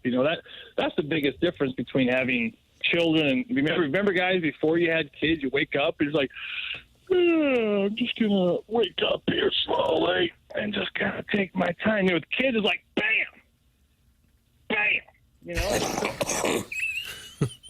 You're jumping right over the boards and getting after it. With the sound effects. I like it. Tim, I'm starting to be concerned that chickens are running for their lives. They're still out there in the front yard? No, I think they just went out. Did you lose any? Nope. No chickens so far, guys. Well, we lost a couple. We talked about that. No, the Hawk. The Hawk. Yeah. Hawk will get you. Right. The hawk, the hawk got best. Now you can't hurt a hawk because they are, in fact, I guess, endangered. And we actually have a pretty nice little bird sanctuary here in Missouri. I don't know if you guys have ever been there, but I don't want to get in trouble with those guys. Well, how would you get in trouble with the bird sanctuary? Well, because you're not supposed to kill birds. Certainly not hawks. Certainly. Well, endangered. Are hawks endangered? Endangered birds you can't kill. Well, and that's actually where a lot of hawks get killed. If you think about it, you're driving down the road, and you're eating an apple. We've all been there. Come on, Doug. You and Marty been there eating an apple down the road. Absolutely, sure. Daily. I got this core. What am I going to? I'm going to give this core back to the earth where it belongs. Right? You chuck it out your window. Right? We've all been there. We've all done that. And but they say you're not supposed to do that because not so much because it will decompose in the earth, and that's fine. But the problem is with a lot of these birds getting hit. This is true. Look this up. You throw an apple or a banana peel or whatever out the window on the highway. Let's say you're going down to a float trip. You're going down the old Merrimack Caverns. I did that last weekend with the kiddos. That was an adventure. We're going down Old 44. We stop off at the Wally. Shout out Wally's, great beef jerky. And you're going down. You check an apple out on Highway 44. What happens then is these little rodents, these little mice and little field mice and gerbils, squirrels, gerbils, hamsters, guinea pigs, whatever you want to call them. They come out and they start eating off the side of the highway. Okay, see where I'm going with this? Okay, so they start eating off the side of the highway. All of a sudden, this eagle or this hawk or whatever you want to call it comes flying down to get out, and then they get hit by these cars. So a lot of these birds are getting hit by cars because of the rats they're going after that are eating your apple cores, Doug. Yep, Doug, it goes back to you and your apple that the rat and gerbil start eating together, and then the eagle or hawk or whatever you call it swoops down and they get hit. I could see that. I'll stop throwing them. I'm sorry. There you go. Couldn't feel. I think it's a felony to shoot a bald eagle, isn't it? Yeah. I think it is too. Yeah, for sure. Yeah, I definitely think it is. We saw a bald eagle at the old Merrimack Caverns float trip. Went there last weekend with the kids. There was one perched up way up top. Beautiful, beautiful bird. But, yeah, we've never done a float trip. Actually, I shouldn't say that. I did a float trip once. You guys ever been to Steelville? Oh, sure. Doug, the old Huzzah Valley. Oh, yeah. Mm-hmm. Yeah. So you took the whole family on a float trip? Yeah, we did. We had the old we had the River Hog. It's called the River Hog, where it's like a 12-seater pink inflatable boat. And we just took that hog right down the river. Clip that and off. we had Lunchables. We eat pretty good here in the Vitale household, but whenever we go fishing or floating or hunting, the kids know it's like snack time. It's like there's nothing nutritious about what we pack. So I got those Lunchables, with the Reese's peanut butter cups, and we get Snicker bars and sodas and all kinds of stuff. So the kids are more excited about the snacks. So it ended up my wife and I just basically canoeing a party of 7 down a Merrimack River for 4 straight hours. So it was quite a workout. There's another, Doug, there's another one right there. How did the 3-year-old do on the float trip? I gauge how I handle my 3-year-old by how you handle your 3-year-old. Yeah, Shep's a complete animal. He's constantly jumping in. Doesn't understand that we have to stay on this boat because we eventually have to get to a destination. So it definitely took some time. He swallowed a lot of the river water. So far, so good. Looks like he's going to be just fine. I mean, he's a 3-year-old on the river. So far, he's going to make it. Yeah, he's okay. Yeah, no, he's okay. To answer your question, I think 3 to me is the youngest age. But they give you life vests and. Again, the river is so calm. It's basically like a slow stream. We're not talking about river rafting, Tim. We're not going through some big old like currents and rapids. There's definitely no fall at the end. It's pretty calm. All right, Doug. I envision his family on like one of those Deliverance type float trips. Oh yeah, where the inbred boy is playing his banjo and Ned Beatty is enjoying an afternoon. It's not like that, is it? Was he? He was. Was he enjoying? You didn't have to shoot any hill people with a bow and arrow, did you? No, but I did. I definitely felt a little. I felt a little bit out of sorts. Like I felt like everyone I ran into had like a sleeve tattoo or was holding a bush light in their hand. I was just this guy from Kirkwood with a bunch of chickens and I didn't have any tattoos. I had my Aquafina. I felt a little awkward. A little too bougie? Yeah. A little too bougie, yeah. But I did have a LaCroix, which I guess is kind of like more rugged or kind of more hillbilly-ish. LaCroix? Jackson's decided to jump in. Anything with a French name isn't going to be considered rugged. Jackson? What's up? Don't talk to me about being rugged, Jackson. You're from Ladue. Hey, that's what I'm saying. I'm saying if anyone knows, hoity-toity, it's me. And LaCroix, I mean, when you have to say it with a French accent, it then stops being rugged. Name something French that's rugged. Yeah, I don't know. I'll find out. I'm going to Paris. Next month. Actually. Yeah, you're about to get learned. Family on that one? Never been. My wife and I were going for our anniversary. We had this plan like 5 years ago. We kept having children. My bad. And just kept getting pushed off. So now we're going to go finally. So who watches the children? I was actually going to ask you guys. You guys give me a call when the show's over. I have a favor. Oh, Doug, this could be an opportunity. I could probably babysit all 5 of them if the price is right, I guess. The price is right, yeah. I feel like if I had maybe next week I'm going to give you my order of operations from like who I picked my top pick. I mean, Kurt's at the bottom. Let's just put Kurt at the bottom. Damn. Are we talking about Chairman Kurt? Sherman. No, Chairman, yeah. Chairman Kurt. Wow, just got hit out of nowhere. What are we doing here, Joey? Yeah. What are we drafting? Chairman Kurt is running the Joey Vitale bingo card in the Michelob Ultra YouTube chat. And has he won? Has anybody won? No, we have like 4 different ways we could hit it if he would just do some things. But man, I don't know what else. I mean, I've kind of given what you else? a lot. What else can he cover? Can I ask what's missing at this point? I guess snorting the Adderall on air. I don't want to say it because in case he mixes one in here. By the way, you're my least favorite Brews broadcaster too. Oh my God! Come on! Wow. Do I need to say Sidney Crosby's name once? I can say Sidney. Sidney. Wow. That's the free space. Yeah, that's the free space. And to be fair, Kurt, there's only a couple left. So. Sorry about that. Well, unless you're doing the straight up and down or a dial, when you do bingo like corners. Right. You can do little pods. You guys ever play bingo on like a cruise ship? That was my favorite thing to do on a cruise ship. I don't believe I have. No. Yeah, it's pretty fun. Okay, I'll look into that. Mm-hmm. Well, I like this new rivalry. This Joey thing. It's going to be developing. a lot of tension here. Joey, we always enjoy the conversation. It truly is an odyssey. Thank you for your time this morning, and have a wonderful, glorious weekend, sir. Thank you, boys. Have a great weekend. There he is, the great Joey Vitale, brought to you by Schaefer Door Company here on TMA. And Chairman Kurt just, operating a little bingo game in the YouTube chat at youtube.com/TMASTL, and all of a sudden just took a hit. Mm-hmm. I don't even know what the hell happened. I didn't even know what he was talking about ranking. That's why I was talking about watching his kids. Oh. He was going to give us a breakdown of who he trusted the most. Okay, actually. I respect that. Yeah, that's probably the answer. I think, Kurt, you win. Yeah, that actually makes sense. Now that he's gone, though, I will say, if he would have mentioned a movie quote, pouring concrete. Oh, yeah.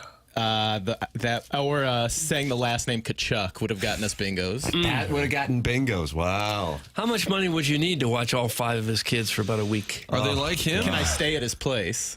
Well, that's a nice win. That's a nice win. You got to deal with the ghosts and the chickens. I have a fear of birds. The chicken thing's going to be a problem. Like, they could give you a major cash prize and to take 5 kids on the float trip all day. I mean, that's difficult. That's what I was wondering about. And to not lose any of them. And not to mention, as soon as you get back home, you got 25 chickens to wrangle. And someone's going to have chiggers. Oh, that's, at least you're concerned, probably. That's just like a given. That's a free space. Matt the Bat is going to join us coming up at 9:30. Maybe Is it 9:30? 9:30. We're getting close. I thought we were about it. We're up against it. We're up against Joey, it. we're up against it. We've got Matt at 9:30. An hour after you started. Matt Holliday with us on the trade deadline coming up at 9:30. Looking forward to the conversation with him. The Design, Air, Heating, and Cooling email of the day is coming up as well. The morning after at InsideSTL.com, and I am just giving away $50 today to the winner of the Design, Air, Heating, and Cooling email today for the August 1st competition. We have a showdown for the month of July between Buck Swope and Paul Harvey Milk Mustache. That's coming up at 10:45. We got the drops of the week, the announcement for the TMA Listener of the Month, Matt Holliday. Doug, a smorgasbord coming up, and I don't know how we're going to fit it in the next 2 hours, but we'll do our best. It's TMA, presented by Brown and Crouppen on 101 ESPN.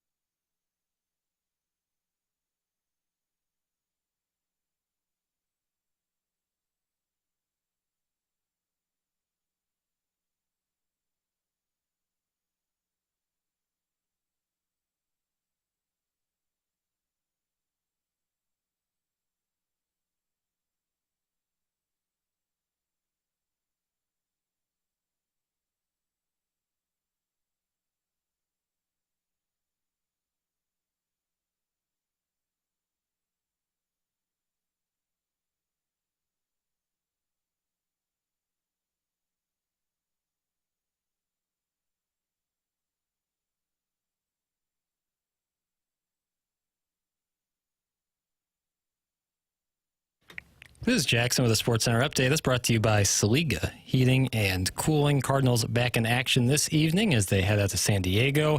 8:40 p.m. first pitch against the Padres with Matthew Liberatore toeing the slab for the Redbirds.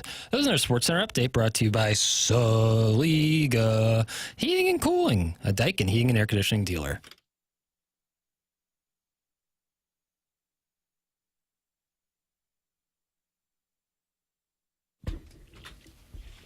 American Beauty, 1999, Best Picture. It opens with Kevin Spacey pleasuring himself. Oh, Thoughts? gosh. Am I correct? Mm-hmm. Thank you. That could be the worst possible way to open a movie. Kind of kink shaming. Sam Mendes? Sam Mendes. And it's his birthday today. Oh, there it is. Tim, Sam Mendes' birthday? Yeah, There's 60 always years a old. theme. He's doing the Beatles movie next. I like the drive-through I didn't know there scene. was.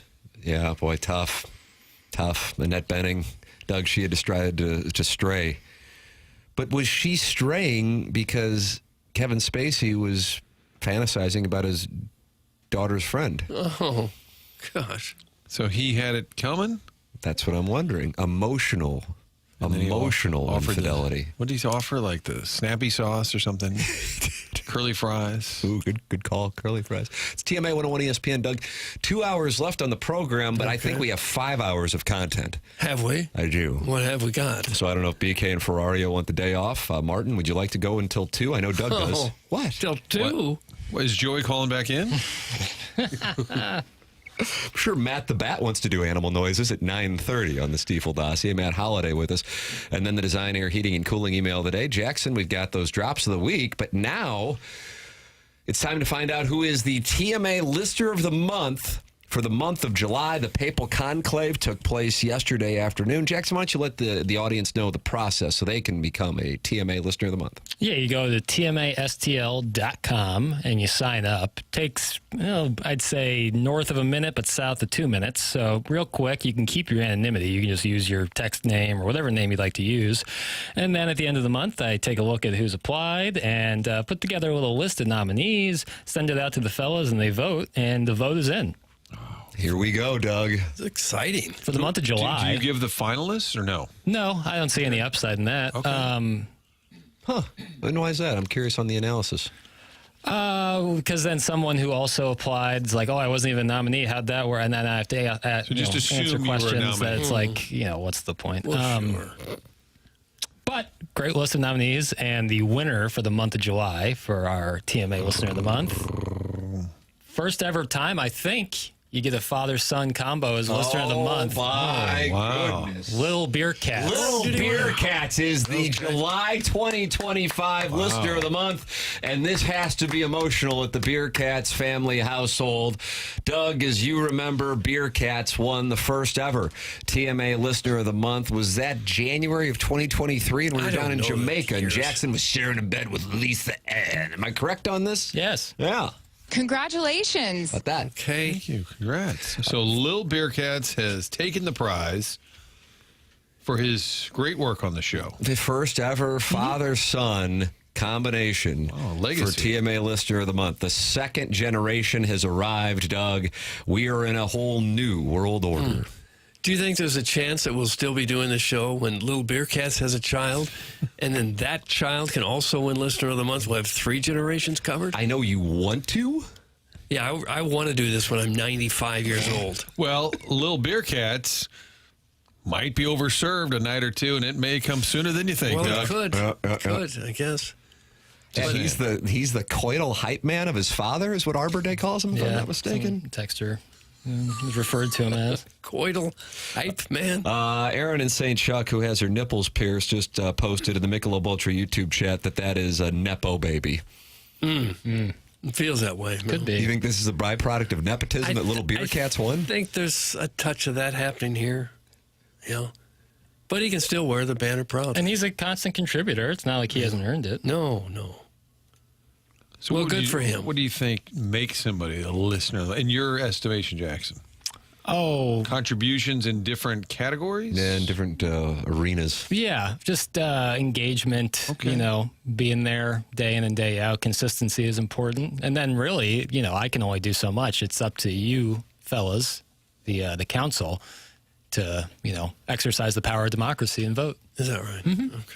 Okay. Gather in the Michelob Ultra YouTube chat. Also, there is a war between the TMA STL YouTube chat and the 101 ESPN YouTube chat. Chairman, you tend to monitor those. Not after yesterday, I don't. What happened? The Casas thing got him. Oh, Oh, did it? Really? Yeah, it was. Can't tell if Jackson's acting or serious. I'm acting. Yeah, so that may have been my swan song over That was there. it. I'm just going to nestle in here in the TMA chat with Bill Reloaded, and happy birthday, Aaron and St. Chuck, too. Oh, it's her birthday. Aaron St. Mendes and Coolio. And somebody said Jerry Garcia. And Jerry Chuck Garcia. D. And Adam Duritz. These are all, wow, it's a big day for producer Joe. Absolutely. Can we get some Counting Crows and some Grateful Dead? I have some queued up already. Doug, it's been 30 years since Jerry Garcia passed away. I was delivering pizzas right here in Creve Coeur at the Creve Coeur Pizza Hut, right off Olive and Craig, Martin, in that Deerberg's Plaza, when I found out that Jerry Garcia had passed away. And it was only a couple nights removed from a show in St. Louis where there was like a collapse of the stage. I don't know if you guys remember that. Martin, So we're known for that? That's one of the things. Well, collapsing, sure. Well, the stage. Who did we get? We nicked Malone. Post Malone. Yeah, And Tim. Yeah, And Tim. That's right. Opening day. The season really went to hell that moment. That's right. That was the end of it. So you came all the way up here from South City to deliver pizzas? That's right. Lucrative. Hitting the right And a zips. pizza delivery That's right, guy. that's right, Martin you just, Tite Reed. Is it just one after the next? You just pick I up the would- pizza, go, come back, another pizza, go. I would do it at lunchtime, and a lot of the big corporate offices in this area would order large amounts of pizza around that time. And so if you had a, let's say, $100 order and you're tipping, 10%, 15%, that was a nice hit for a meat and potatoes South St. Louis kid just trying to find his way into the broadcasting business as soon as his dad can get him a job. The only trick out here is Craig and Shoots. One of them goes one way. One I can never quite like to get from Olive to Page. You got to cut down the right. I think Craig goes Didn't through. put the man to the test. There's always a quick trip at every corner, and then you got to turn another way, and then you're at Westport, but you can't get out of there because Fifi goes left and right. And so, God bless you for being able to navigate that. Yeah, that was my was that my 87 Grand Dam? I hope that doesn't come off I as don't know. a humble brag. But you would get your tips and then buy some potatoes and boil them up real nice like. Whoa! What, with some whiskey? Well, you said you were a meat and potatoes guy. Oh, okay. I thought you were doing some Irish stuff there. And I think it still might have been there, even in your subconscious. wow, Jackson. Well, if we're just doing some human nature discussion. Here's your pizza. Now, may I please have some money for potatoes? Boy, now I'm certain, Martin. This is anti-Irish. Doug will be reading a statement on Monday at 7:01. Jackson, we don't happen to have the drops of the week, do we? Morning After. Drops of the week. Yeah, you guys drop it like a hot dog. It's a wonderful drop. Indeed it is. Flip that off. Flip that off. Flip that off. Flip that off. Flip that off. If I said Ichiro, are you no doubt? First ballot? In what sport? Do chains and whips excite you? Everything's just wet. He sounds tall. No, there's no whacking involved. The gerbil has been domesticated, though. But I'm living my truth. Okay, gaslight girl boss gatekeep. Patty, you love a good scoop, don't you? Hello, wild card. Daddy, likey. You put your blood, sweat, and tears into it. I never give up on my dreams, okay? That's a terrible take. That's from mild plaque psoriasis. How do you feel about your feet? Well, I just had some work done on my arthritis. And every male dog in the neighborhood will come a sniffing. She's not a dirty woman. I like a little, hardcore. You do, like a dirty. I never really had a pimple in my life. I have never heard of your team. You're just wet. Everything's just wet. You ran into some issues, did you? What's that? That was drops of the week. Drop, down, drop. Get it. Doug, you got to be proud of the work that we do when you hear that. I'm proud of Jackson for never having a pimple at any point in your life. I don't remember that being said. You have Was that smooth last pale week? skin, huh? Yeah.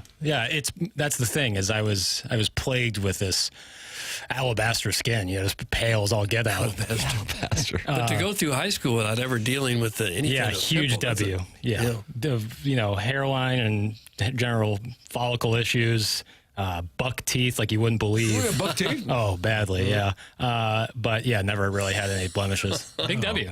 Huge. No, I was very thankful because a lot of my friends dealt with that, and I know it brings a lot of stress and anxiety to kids. So I was very lucky in that sense. Not a lot of audio collabs in the country that would have Ichiro and Terry Crouppen in them. So good for you. I think maybe the only one right probably. here.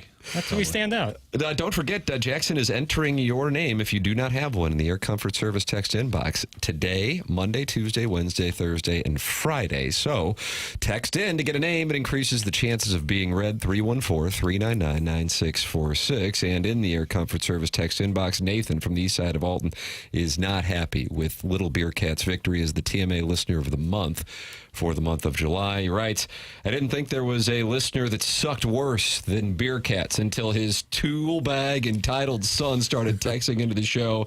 This is the worst Listener of the Month award that has ever been awarded. Recall ASAP. That is Nathan from the east side of Alton, and he is not happy with the win for Little Beer Cats. He feels he's entitled because his dad is also a texter.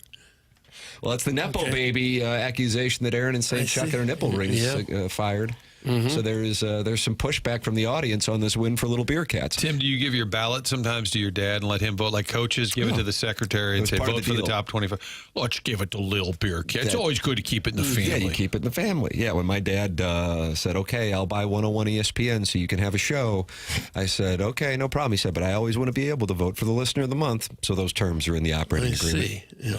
That's standard boilerplate. Right, and you still push back a little bit on that, right? Yeah, then he threatened to take away my allowance, and I gave it to him. Want to deliver pizzas again, Timmy? Yeah, back to delivering pizzas. The boomers are angered that a Gen Z won. Time to gerrymander. That's from FestusHotelDeals.com. That's a website, FestusHotelDeals.com. That's a new one that just came in today. FestusHotelDeals.com. With a little gerrymandering reference. I like that. Not we're getting political. That's not what we do in the 9 o'clock hour. That never happens on this show. New. The grades are out for the trade deadline from The Athletic. Where did the Cardinals fall? Who got lower grades? You will find out. Matt Holliday joining us at 9:30 here on the Stiefel Dossier. It is the Mark Hanna Evergreen Wealth Strategies 9 o'clock hour on TMA. Presented to you by Brown and Crouppen on 101 ESPN and the TMA STL YouTube channel.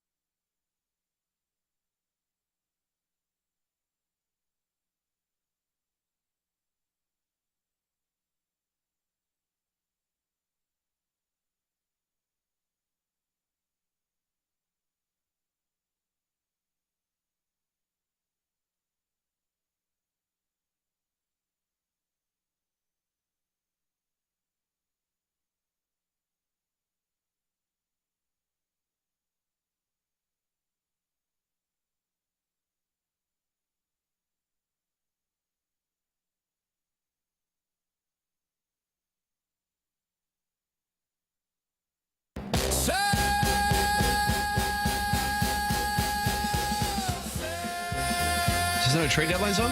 Yeah. Just came in about 30 minutes ago. Mike? Ooh, nice. Yeah, Mike.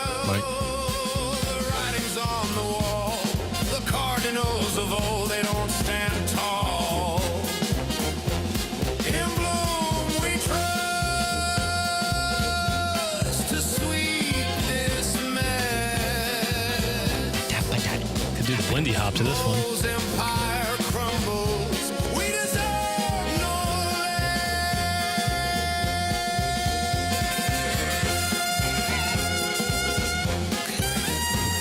What a brass section. And they play it so enthusiastically. That's what I like.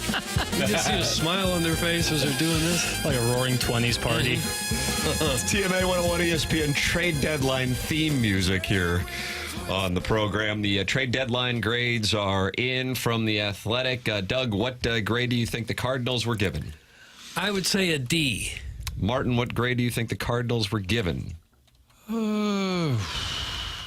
C+. Jackie Papers, what grade do you think the Cardinals were given? B. Chairman Kurt, what grade do you think the Cardinals were given? B-. Martin Kilcoyne is your winner. C+ is the grade for the St. Louis Cardinals. The LA Angels got themselves a D. The Angels once again kept the baseball world guessing and surprised me when they opted to buy instead of sell. So they got graded down for trying. That's gotta hurt. I have to tell you, I didn't even know that they were in the mix. They're 53 to 56. I guess over in the American League, that's quote unquote good enough. I mean, they're closer to a playoff spot than the Cardinals are. They're 4.5 out, which just shows how watered down this damn thing is. But yes, the Angels got themselves a D and confused the athletic staff because, once again, they missed an opportunity to build for the coming years. As for this season, the Angels enter Friday 4.5 games out of the final AL wildcard spot. I just don't see this team leapfrogging 5 teams in the wildcard race, nor finishing ahead of the Mariners, Rangers, and Astros in the division. Boy, that is an operation. Because of like the Pirates and the Marlins and the White Sox, it flies under the radar, but that thing is an operation. And by that, I mean Operation Butt-Ass. That is an operation they got going out there.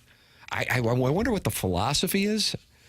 They threw an awful lot of money around there for a while. Artie Moreno got every on offense. Free agent he wanted, and none of it really worked out, none of it. You'd think it would be a good place to try to lure players, too, because it's, you can live there in Newport Beach or somewhere. And in anonymity, if you want to be anonymous, that is the greatest play. You get the great weather and anonymity. Talk about a big market with media that doesn't cover a team. I mean, it's the L.A. market. Are you going to send a camera and a crew down to Orange County on a regular basis for a 500 team? I felt the same way about the Rangers. They were adding players, and I said, are they even in it? And producer Dave said, oh, they're right there. And I looked. They're a game out of the third wild card, yet they're 4 over. Rangers got a B+. With Phil Mayton. Braves also got a D. The Braves didn't make any significant trades to improve their team for 2026 and beyond. They were unable to trade Marcell Ozuna, who has 10-5 rights, and despite the strong market for relievers, they ended up retaining Raisel Iglesias. They were able to add 3 veteran pitchers to help them get through the regular season. That's a tribute to the Cardinals 2021, in which they added Happ, LeBlanc, and Lester.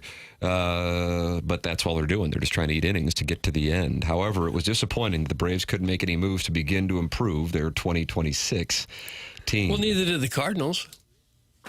Cardinals did nothing to improve in 2026. What are you trying to say?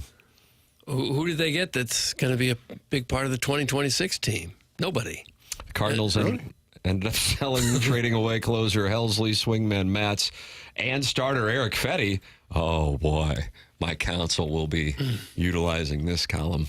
And the latter for cash considerations. The 3-player return for Helsley was solid, considering he's a pending free agent who's taken a step back after a stellar 2024. That was the last trade deadline under John Mozeliak, who has worked in the club's front office for nearly 3 decades. Chaim Bloom will take over baseball operations after this season, and Mozeliak has set him up with flexibility and a clean slate to put his mark on the team. I don't know who issued this grade. I guess it's Jim Bowden.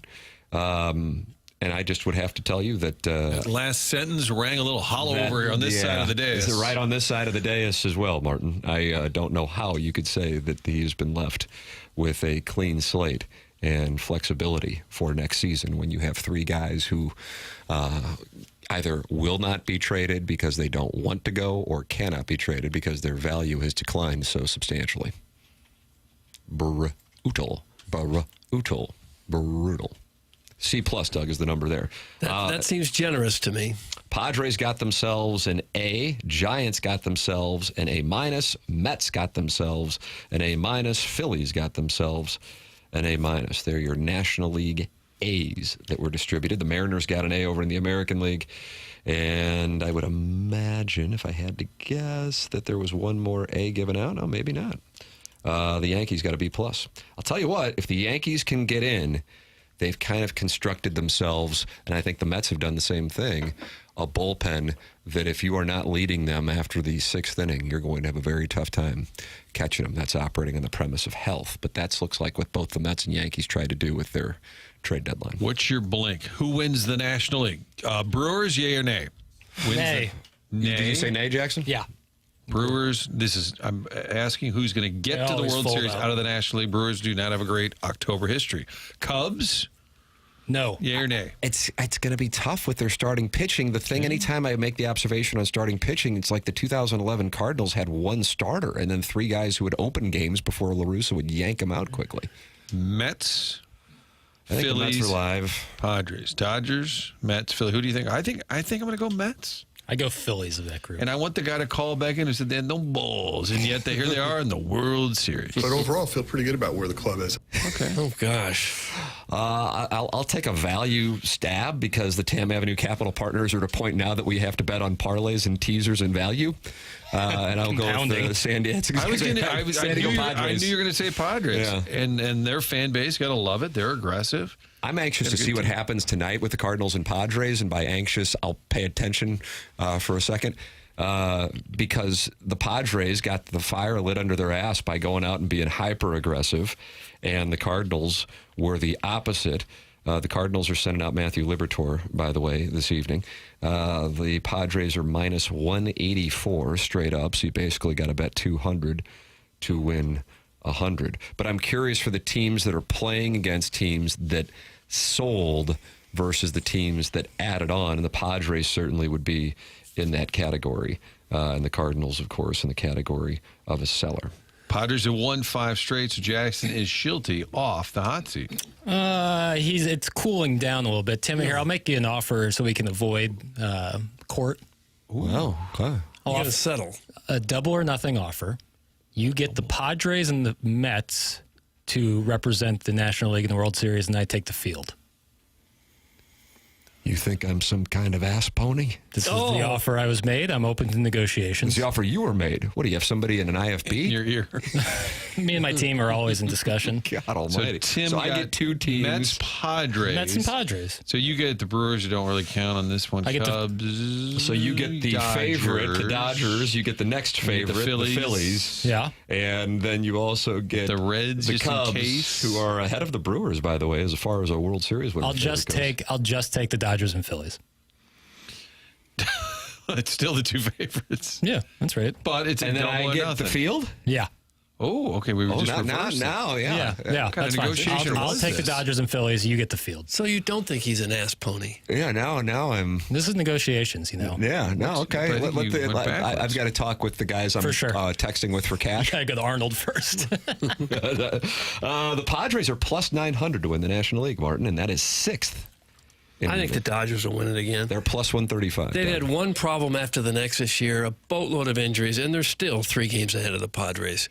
Everything's gone wrong that could go wrong for the Dodgers, and yet there they are. Once they get it together, they'll rest people up here in August and September and be ready to go for the postseason. We'll see what Matt Holliday has to say. He is going to join us next, right? I should break. Yes. Okay. Yep. Matt Holliday next here on TMA 101 ESPN.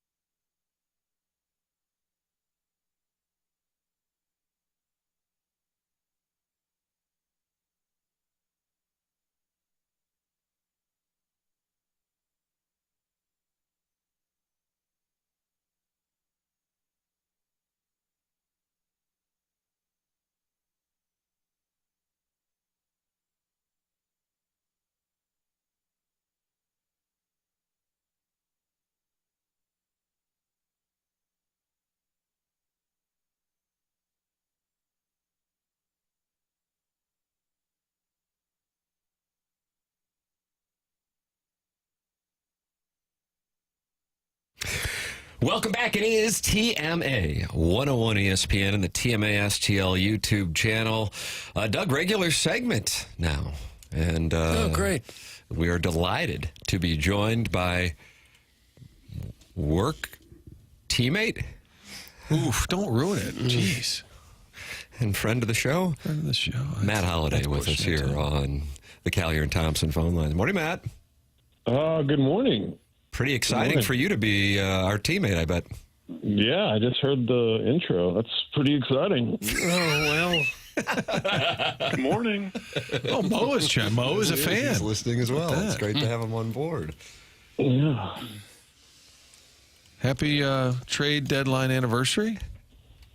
Yeah, thank you so much. Yeah, it feels good to have that pass, doesn't it? Yeah, I do wonder about this. When players get traded, I've wondered if they look at the return to kind of see, all right, what'd they get for me? It's kind of like their Madden rating in football now. Yeah, like just do you think they do that, Matt? Maybe to some degree. I think most of the time you're in such a gotta get logistically things figured out for you and your family mode that they probably don't pay too much close attention to it right now. Maybe in a week or so they'll be like, oh wait, who did they trade for me? Is he good? One of those things. But I think really right after you get traded, it's like, oh gosh, so here's got to get to this city and got to get my family out of that house and into a new place, and all the logistics of what to do and how to get it done is you kind of go into that mode. Take me back to 2009 when you were with the A's and you found out you were going to the Cardinals, and it was a little bit before the deadline, if memory serves, right? What was going on? What do you remember about that moment? Yeah, we were in New York. There was a lot of rumors about getting traded to the Cardinals, and there was a couple teams or whatever, and had a talk with Billy Beane though, and he had told me basically that, at that point as a Type A free agent, he would have got 2 picks, as if I had signed somewhere else, which was going to happen. He would have got 2, I think a first and a second round pick back then. So he basically told me that, he wasn't just going to give me away, and it would, have to be at least as good of a package as he thought a first and second round pick would be. So I wasn't 100% sure I was getting traded, but had a good idea that, something probably was going to happen. And we were in New York. We were staying at a kind of a boutique hotel that apparently had walls that were very thick, that cell service was limited. And people were trying to get a hold of me to tell me that I'd been traded and couldn't get through my phone, and ended up kind of finding out on the TV. And then, people were like, and then I got a call on the hotel phone and basically saying, hey, you got traded to the Cardinals. And then, so super excited. And then they were in Philadelphia. So I got on the phone with CJ Cherry, and CJ's kind of arranged for me and my family to get on the train. And so we took a train from New York City to Philadelphia, and I got off the train and a car took me to the field and took my family to the hotel. And at that point it was just Jackson and Ethan. So they went to the hotel, and I went to the field and met the guys and didn't have any of my stuff. So the first game basically had to collect. I wore Todd Wellemeyer's Adidas shoes with a pitching toe on them, because he was the only guy on the team that wore 14. I had I think maybe Yachty's batting gloves, maybe Albert's bat.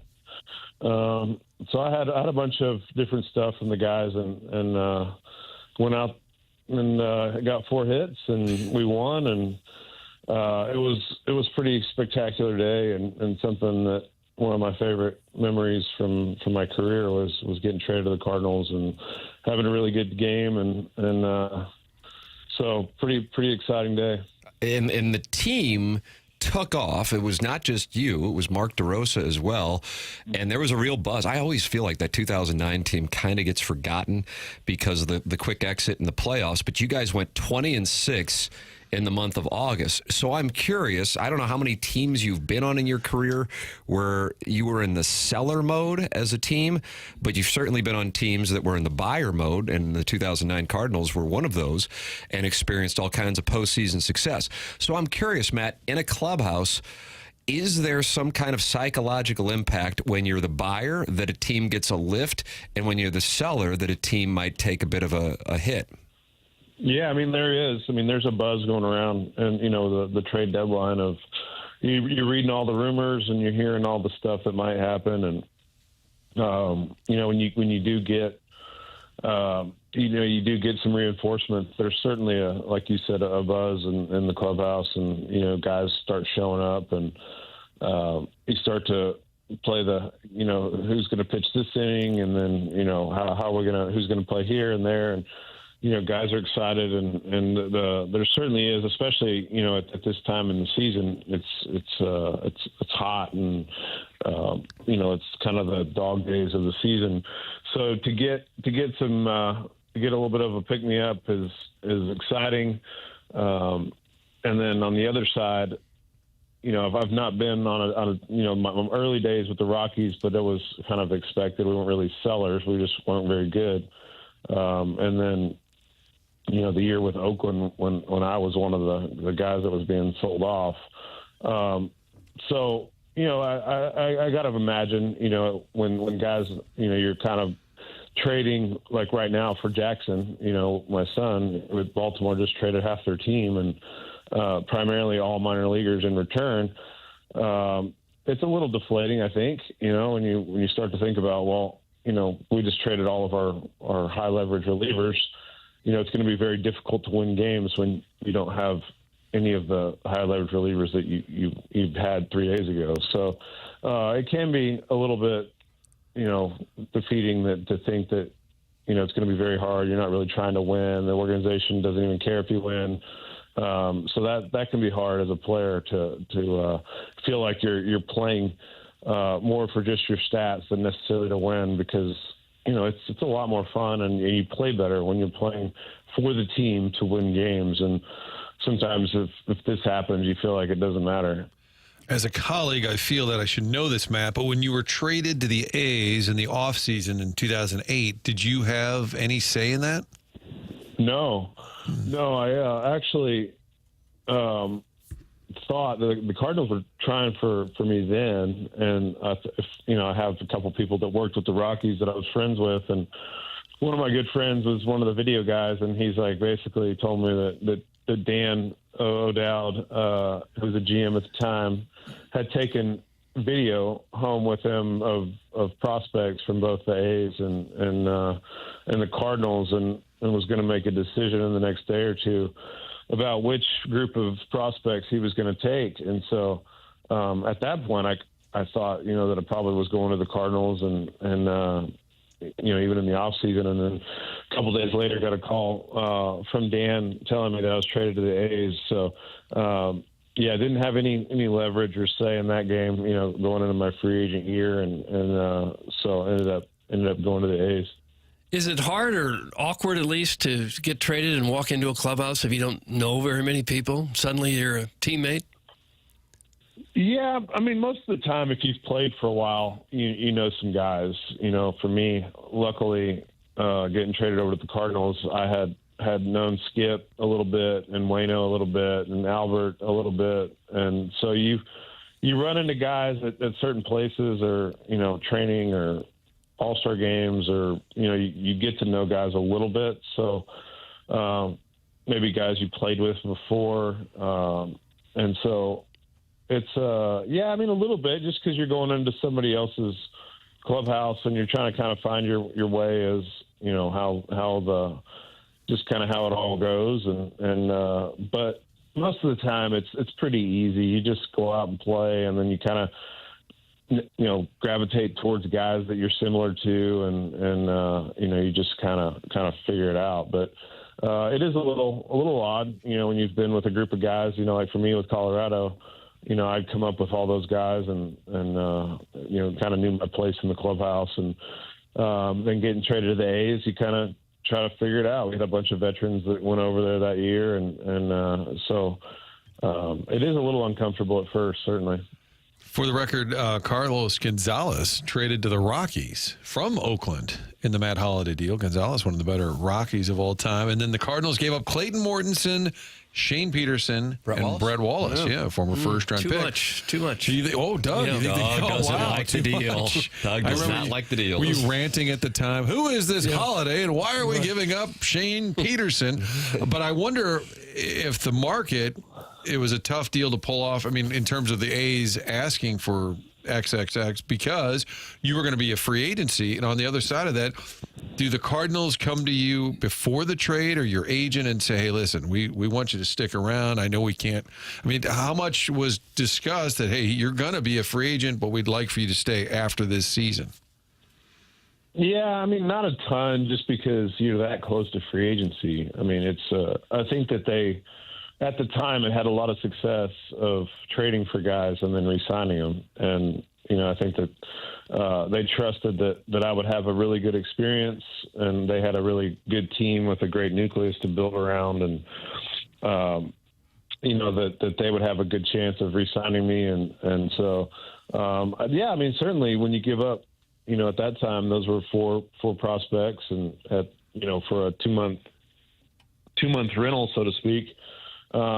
I'm sure they had hoped that they would re-sign me, and ended up, we played, like you said, we played really well down the stretch, and had a lot of great guys that I was very similar to, and had a lot of in common with, and would have been very difficult for me to leave because I had such a great experience with the fans, and loved the team, and felt like they were in a great position to win, and an organization that was committed to winning, and so it was pretty easy choice for me to sign back, and that's where I wanted to be, and so it there's nothing, at that point, there's no sort of, hey, we need you to say you'll sign back so we can make this trade, but I think they trusted that they had a great product to offer, and that it would be appealing for me to re-sign.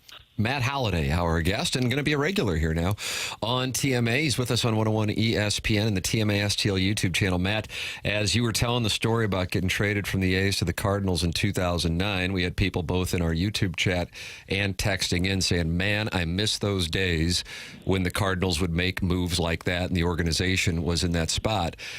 You didn't really see this, what we now see in St. Louis.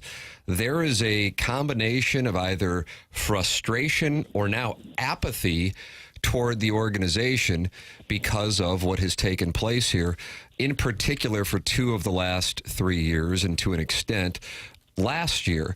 Cardinals sold yesterday. I personally was hopeful that they would be a little more aggressive with the selling and turning the page. As you observe it as a former player, and then also certainly aware of the landscape in the game with your son's involvement, what do you see now with the Cardinals as it is their second year and 3 where they are the sellers at the deadline, as opposed to back in the day when you were part of their buying campaigns? Yeah, I mean, look, I think that the organization and the St. Louis Cardinals belong at the top. It's one of the great organizations in sport. And so I'm excited for sort of this retooling, or whatever, we call it these days, where, it's just kind of getting the organization, I guess, reset a little bit, I think, they would acknowledge that the minor league system had gotten a little bit bare, and they weren't producing the impact players that they had done so well, that they had provided so well every year with, some sort of impact player. So I think that, that now, I think moving forward, I think this would, to me, I'm thinking moving forward that they can return to this offseason, adding a couple of major pieces, maybe in free agency, and start to look towards, hey, we want to win the division, win the championship. I think that the last couple of years it's been, I think even going back before that, it was, well, I think if the roster is good enough, we might be able to sneak in the playoffs, and then who knows what can happen. And I think that hopefully beginning this offseason, it'll be more kind of back to what we are used to, and that's, hey, what pieces do we need to add to win the World Series, to win the Central Division? Having a nucleus that they maybe understand a little bit better, some younger players that they know more about. Maybe they acquired some young talent that is close to the big leagues that they feel like is I think J.J. Weatherholt's going to be a really, really good player. I think he's exciting, and so I think there's some guys that are coming that are good, and so I'm hopeful in the next year that kind of turns more towards how do we win the World Series as opposed to how do we trade this guy or how do we get out from under this contract or how do we retool the minor leagues, how do we reset our player development, how do we reset our scouting or whatever all the things they've kind of talked about with Chaim Bloom taking over. So hopefully in the next year or so it'll be a little bit more what it has been, and hopefully the fans will feel that and get back behind. Because, as you guys said, we're used to incredible fan support, incredible excitement in the city about Cardinal baseball, the idea that every year we're trying to win the World Series, and that's what we expect. And so this has been, I think, hopefully an outlier these last couple of years, and we can get back to the organization that I'm certainly used to of one that's trying to win the World Series every year. Matt Holliday, our guest here on 101 ESPN, talking about the offseason. My fear is that because of the impending work stoppage and some of the commitment that the Cardinals have to contracts with no trade clauses, we aren't going to see as much movement as maybe fans and we would like to see. And that gets me to this question, Matt, the story of Bryce Harper telling Rob Manfred to get the F out of the clubhouse if you're going to come in here and talk about a salary cap. I have always wanted to get a perspective of somebody like yourself, Adam Wainwright, somebody who knows the game, loves the game. You're still invested in it with the success of your family. The salary cap. My read is that every generation is told by the generation before to not give in on something that was fought for so long by players decades ago. And so it's a non-starter, but it becomes this defining topic every CBA cycle. So if you could, number one, give your perspective on the idea of a salary cap, and number two, why it seems like it is this non-starter for players. Yeah, I think that with the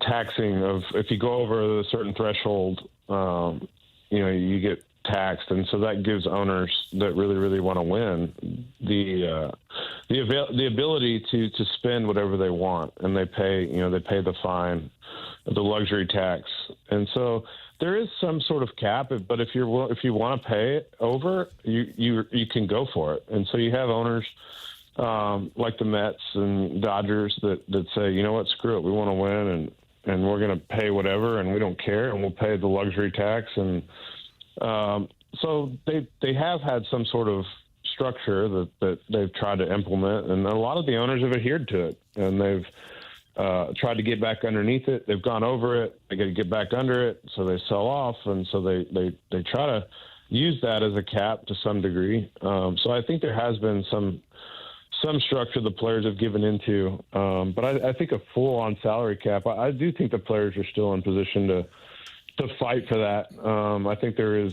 motivation, probably more so than in the past right now, because I do think that it's been a little bit polarizing. I think the owners coming out or sort of this sentiment that they're putting this out there early, and I think the agreement still has another year after this, that they're putting it out there early that this is something they're going to go for. And so I think that the players are galvanized right now, maybe more than they've been in a while, just because I think that nobody likes that they're already talking about a lockout, and they're talking about how they're going to stick it to the players this time, and that seems to be the underlying sort of feeling is that this is the time that the owners are really going to test the players. And I think the players, with this story about Bryce and the Phillies clubhouse, I do think that some of the guys are sort of, trying to get the guys ready that there could be a stoppage. Now,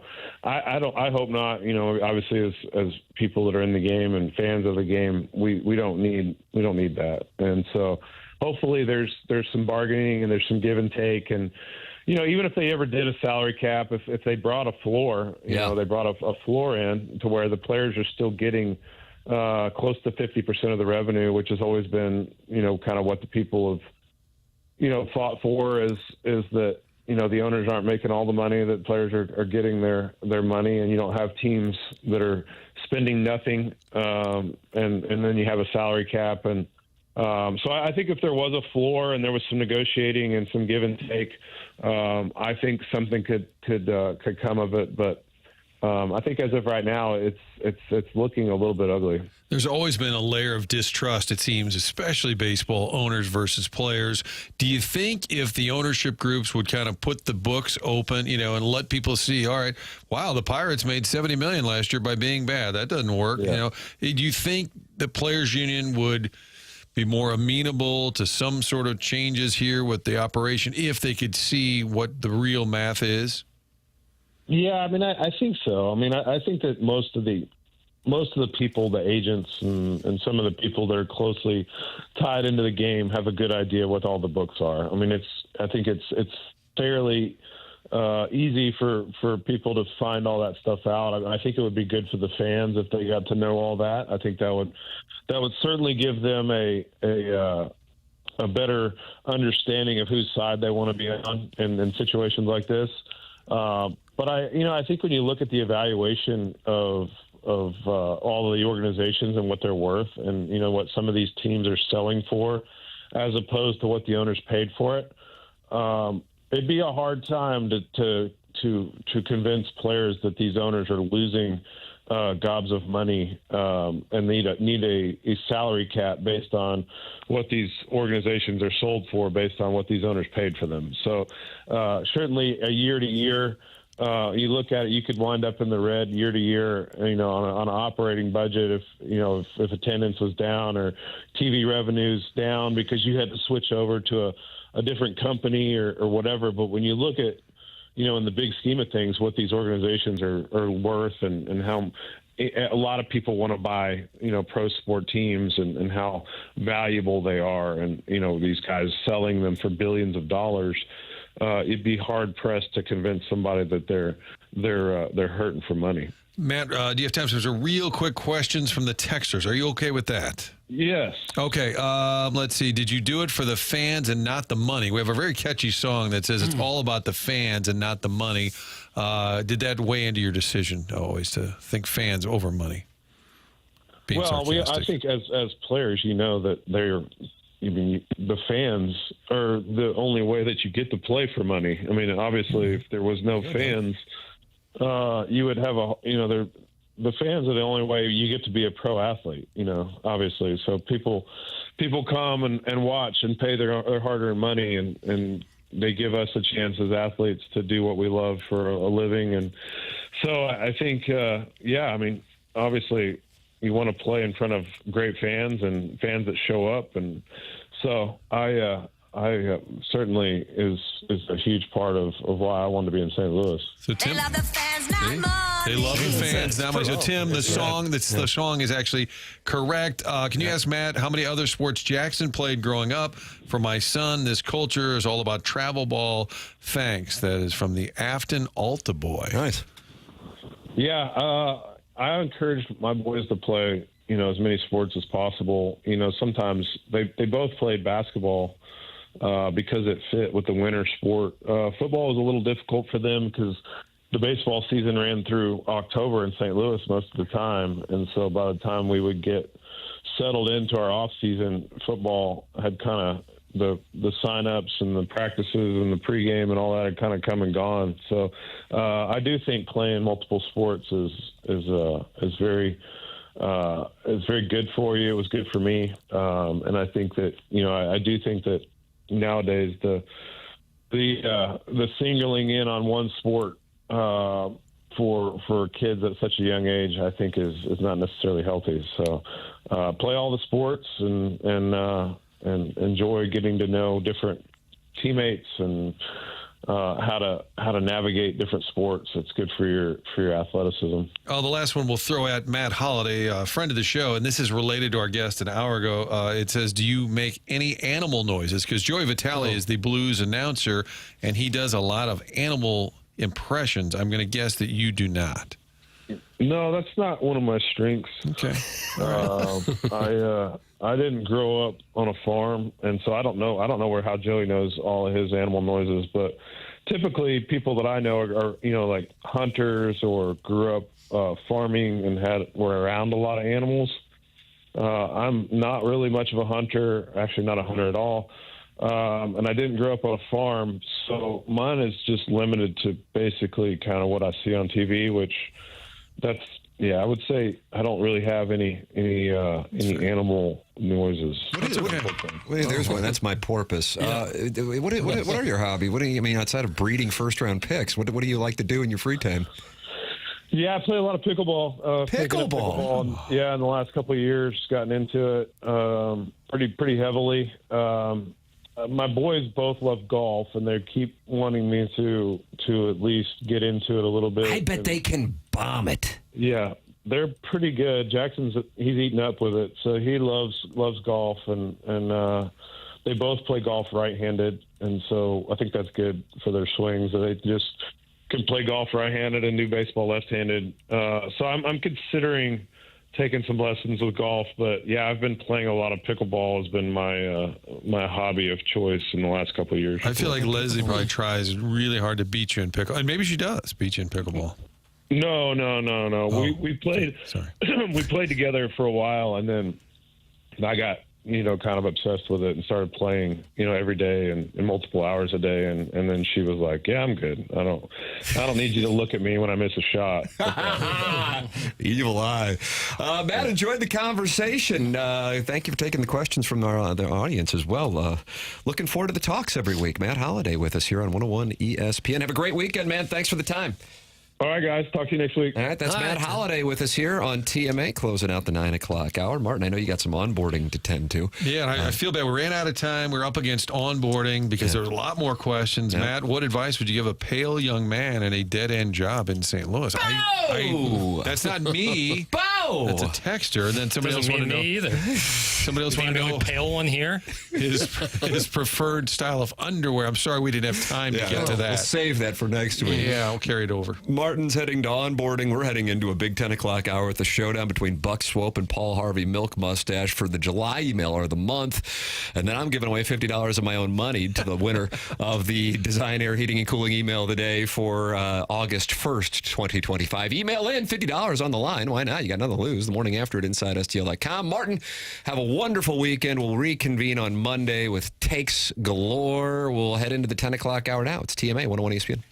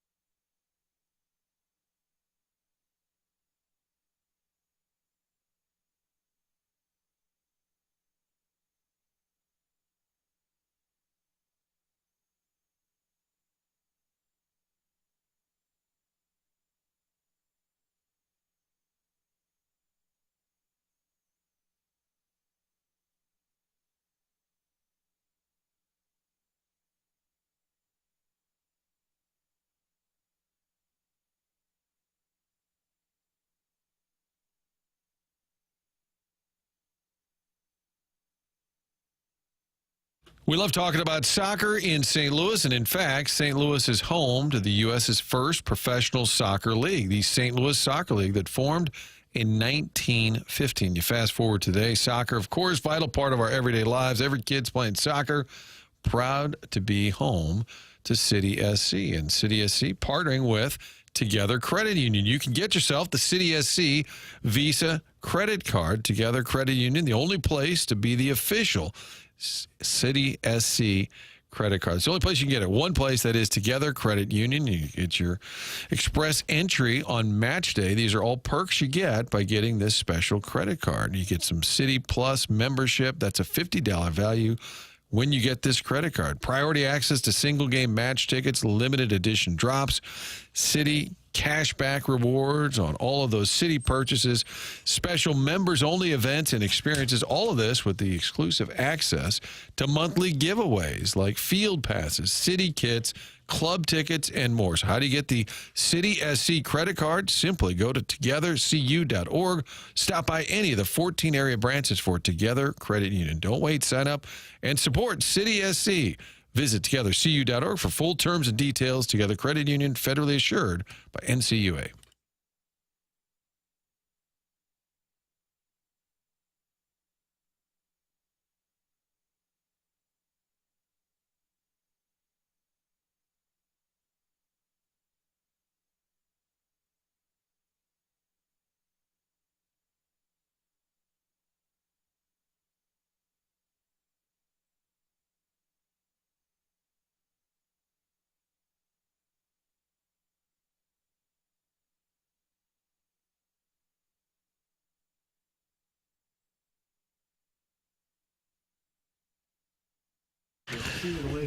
This is Jackson with the Sports Center update driven by Johnny Londoff Chevrolet and Johnny Londoff Autoplex. The New York Knicks forward Mikal Bridges has agreed to a 4-year, $150 million contract extension with the franchise. His agents tell ESPN Shams Charania. That was their Sports Center update driven by Johnny Londoff Chevrolet and Johnny Londoff Autoplex. See them at londoff.com. Chevy, together we drive. Are you kidding me?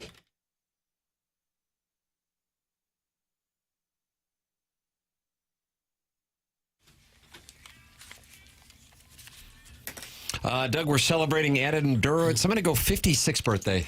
Well, I'll say 57. You got it up, Chairman? Yeah. 61. Really? Wow, how about that? It's a nice W for me. Does he still have the dreadlocks? The photos I'm seeing, he has them, but I don't know how up to date they are. What city did they burn down? Indianapolis. Yeah, producer Joe. Fresh off a wonderful conversation. Really enjoyed the conversation with Matt Holliday. He's going to be a regular here on TMA. It is our 10 o'clock hour, which will feature the Design Air Heating and Cooling email today, the morning after at InsideSTL.com. I'm giving away $50 of my own money to the winner for the August 1st 2025 Design Air Heating and Cooling email of the day. So send yours in the morning after at InsideSTL.com. Doug, you know something about Design Air, right? I believe you do. Well, I do. I've had them out to my house on a couple of occasions for maintenance work. It's a good idea to have routine maintenance done on your air conditioner. Don't wait till something goes wrong. Design Air can certainly take care of that. Seth Goldcamp and his team have been doing it for a long time now. The company goes all the way back to 1904, more than a century of keeping homes comfortable and customers happy. And they're not just another HVAC company. Longest running sponsor on TMA. We appreciate the loyalty from Seth Goldcamp and his fabulous team. At Design Air, they believe in honest work. You'll never be sold something you don't need. So whether you're dealing with the St. Louis heat or the winter cold, they've got your back with dependable service and no pressure solution. So visit designairservice.com and schedule your service today. Design Air comfort you can count on since 1904 and proudly claiming to be the home of the handsome repairman. Ask for Larry, the Silver Fox. Yeah, a lot of people are buzzing about Larry. Jackson, I see in the Fun with Audio file here. You know, Doug, we're in these radio wars. It's not safe to walk down the hallway if we run into any members of the Riz Show or the Fast Lane. I need protection. The Riz Show went after our friend Little Jackie Papers? Yeah. What's going on here? We have audio of this. I didn't even know about it. Yeah, some brief context. They had Good Morning Grant on their program. And Good on Morning Tuesday. Grant is a delight. He absolutely is a delight, and you'll hear in this clip he defends me. Somehow they're talking about the way Good Morning Grant was dressed in a pair of shorts, I think, and all of a sudden I just catch a stray. Here, I'll let the audio speak for itself. See, to be clear, if I was coming into work knowing that I was going to have a meeting with somebody or something serious, I would not be dressed in shorts. You always look nice, Grant. Do I not don't know let about these that. men tell you anything. I don't know about that. I wouldn't go that far with it. Grant, you look fine. It's Jackson I'm worried about. Yeah, we're really mad at Jackson. He's practically wearing swim trunks. Jackson from TMA? Yes, the morning It's a after. shot. Well, what's your beef with Jackson? There's a lot of things. Too much to get into.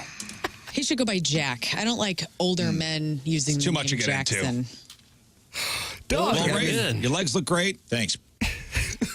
His swim trunks and his name took hits right there? And he's an older man. Well, first off, Riz goes, Jackson from TMA. There's no other Jacksons in here. That was kind of a shot. That was a little shot. Oh. You're really looking for something now. Well, no, I mean, I'm counting him up. And then Rafe out of nowhere says they're worried about me. I'm wearing swim trunks. I wear athletic shorts and a T-shirt every day. I love Rafe. I'm looking at a picture of him wearing swim trunks to work this week. Well, he's walking by the studio as we speak. Oh, there he is. He's Aren't you walking Doug? by. Why don't you look go at, out look there at and how he's scrap him? dressed. Come Look at how he's dressed. Look at him. There he is right there. Look at how he's dressed. Look at how he's dressed. He's got some nice. Oh, he's he's dry dressed humping when the window. The man's dry humping the window. You can kind of see it over Chairman's shoulder. Oh, now he just did a little twirl, and now he's twerking. Gosh. I'll be right back. And then Lauren saying I shouldn't go by my name when she doesn't go by her name. Like, what are we doing? Oh, boy. Hypocrites abound on that show. Man, these radio wars, Doug. Gosh. How do they even know us? I mean, we're on at the same time as they are. I guess We've never even seen you've them. never seen Stupiracy. Riz and I starting to shoot season 2 of that here next week. And the Spread Zone. And that's where I have to deal with, and I want to emphasize it, deal with Rizzuto and Anthony Stalter, the fast lane. So I'm sitting down with the enemy. Mm-hmm. Yeah, it's unbelievable. I just taking shots out of nowhere. Why did Are I your get feelings ripped? hurt? I mean, my wardrobe is taking the brunt of the hit there. What about your name, boy? That makes no sense to me. That got ripped for my name by Lauren earlier this year, where she was like, "I don't like guys named Jackson." Like I'm not like that's my name. I was like, "Go by Jack." My name is Jackson. To me, the name thing's a little silly. You have no control over what you were named. The name's great. Thank you have you. no control I guess over it. if I made an announcement like I want to go by Jack going forward, people would respect that. Now, the wardrobe thing, I personally think your wardrobe's fine. I dress very similarly. That's something you do have control over, but the name is not. Either way, it's just hypocritical. I just like them to expound a little bit. You guys are fired up. The Doocy is. Well, I mean, it's radio wars, and this show has been under attack. We are fighting back, and if they're going to go after little Jackie Papers, his name, his attire, Doug, we have a responsibility, like in a baseball brawl, to run out of the bullpen and then ideally stand there. Yeah. Yeah, we're not going to fight anybody. Under the guise of defending your guy. I'm going to Kyle Farnsworth that Rafe when I see him. Well, it's just, what I think bothers me the most is that when you're walking around the hallways here before or after presentations, it's all love, It's all, how you doing, Jackson? Having good conversation. Again, all love. And as soon as the mics go on, they're whistling a different tune. And I don't like that. Huh. Be consistent. Keep the same energy. Yeah. Do you think as you get older, once you're 50 or so, you'll be Jack, or will it always be Jackson? I think I'll always be Jackson. It'll always be Jackson. Okay. Yeah. Like Jackson isn't like when you hear someone's name Jack, you don't assume that their name is Jackson. Whereas if you hear someone's name John, you assume that Jonathan is the first name, or Don for Donald. It goes on and on. Don P.P. Don P. or Don Hoffman. I think Don. most Johns are just John. Yeah. The nickname for John is Jack. Right. Yeah, I don't get that, but yeah, it doesn't make a lot of sense. I know Doug that gets is mad the case. about Margaret and Peggy. Yeah, I know. Richard and Dick. But when you hear some names, you assume there's a longer version of it. Mm-hmm. Dan, you assume Daniel. But Jackson, that's not like Jackson and Jack. I would not say are like interchangeable like that. Even though you can always go by Jack, and I often do. Movie Boy Jack. I just was browsing the Michelob Ultra YouTube chat, youtube.com/TMASTL, and Chairman Kurt just said, "I don't feel cute today." Why not? Well, the remote lamp said KG looks cute today. I thanked him, but I don't necessarily feel cute today. Well, what do you need to be wearing to feel cute? I don't know. I have a high standard for myself, and I'm not feeling it today. Ruin me. Huh. I'm sweating over here. You're sweating in this studio? I mean, I have hyperhidrosis, I am freezing. It's freezing cold in and here. I don't feel warm, but if you look at my armpits, moist is what I'd call them. You were hot, weren't you? Darn right I was. I don't think I've ever sweat that much in my entire life. The first day I was teaching... Can I see that pit one more time? The first day I was teaching elementary school kids, literally the first class I ever had, the kids are sitting on the little carpet. Senior's going to introduce himself. Before I could even say, hi, I'm Senior, kid raised his hand. I said, hey, what can I do for you? He goes, why are you sweating so bad? I don't mean credibility destroyed right I don't away. mean to be mean, but that's a dinner plate sized sweat ring there. You know, I kind of defended you on the wardrobe. I know, I hate it. I know, that's wrong of me. I apologize. That's wrong of me. And there's nothing you can do for that sweating, I guess? You can get that Botox thing, right? They do Botox in the armpits, which I've considered, but I think that's considered, what's the word, like boob jobs and stuff? Elective? Oh, yeah, cosmetics. Cosmetic. Oh, yeah, it's coming all out of your pocket. Yeah. I had somebody give me a medication one time of theirs that dried me right up on the first one I took. Really? But, yeah, it's I don't feel cute with these pit stains. Well, maybe you can buy a cute top on the way home and change out. Might go topless, then eliminate the problem. You sweat like that when you're topless? Yeah, I've felt it drip down before. Appreciate Lenny tossing me some money. I'm going to keep the shirt on, but Doug, 27 days until that starts up again with Central Arkansas coming to town in less than 4 weeks. Fight Tiger, beat the nickname of Central Arkansas. Bears. Thank you. Yeah, because I did that when you were out last week, and I had to quickly search what they were. Did you see, by the way, Tim, Dabo Swinney, to start practice yesterday, went down a giant slide in their facility. I bet that made you banty as all get out. I thought of you the moment I saw that. It's just unbelievable. Why would that bother you so much? Jackson look at me. hates Look at me. Dabo Swinney. He is coaching college kids who are up for anything at that point. The slide is not as bad as when he full-on sprints down the field. It was at Howard's Rock that they touch and then runs right down the field. He's going to pop an Achilles doing that, by the way. Oh, Frank Howard. He was a legendary coach. That's the Rock, right? Howard's Rock. Email in, Design Air Heating and Cooling email today coming up here in about 25 minutes. The morning after at InsideSTL.com. The program is called TMA. It's presented by Brown and Crouppen on 101 ESPN and our TMA YouTube channel.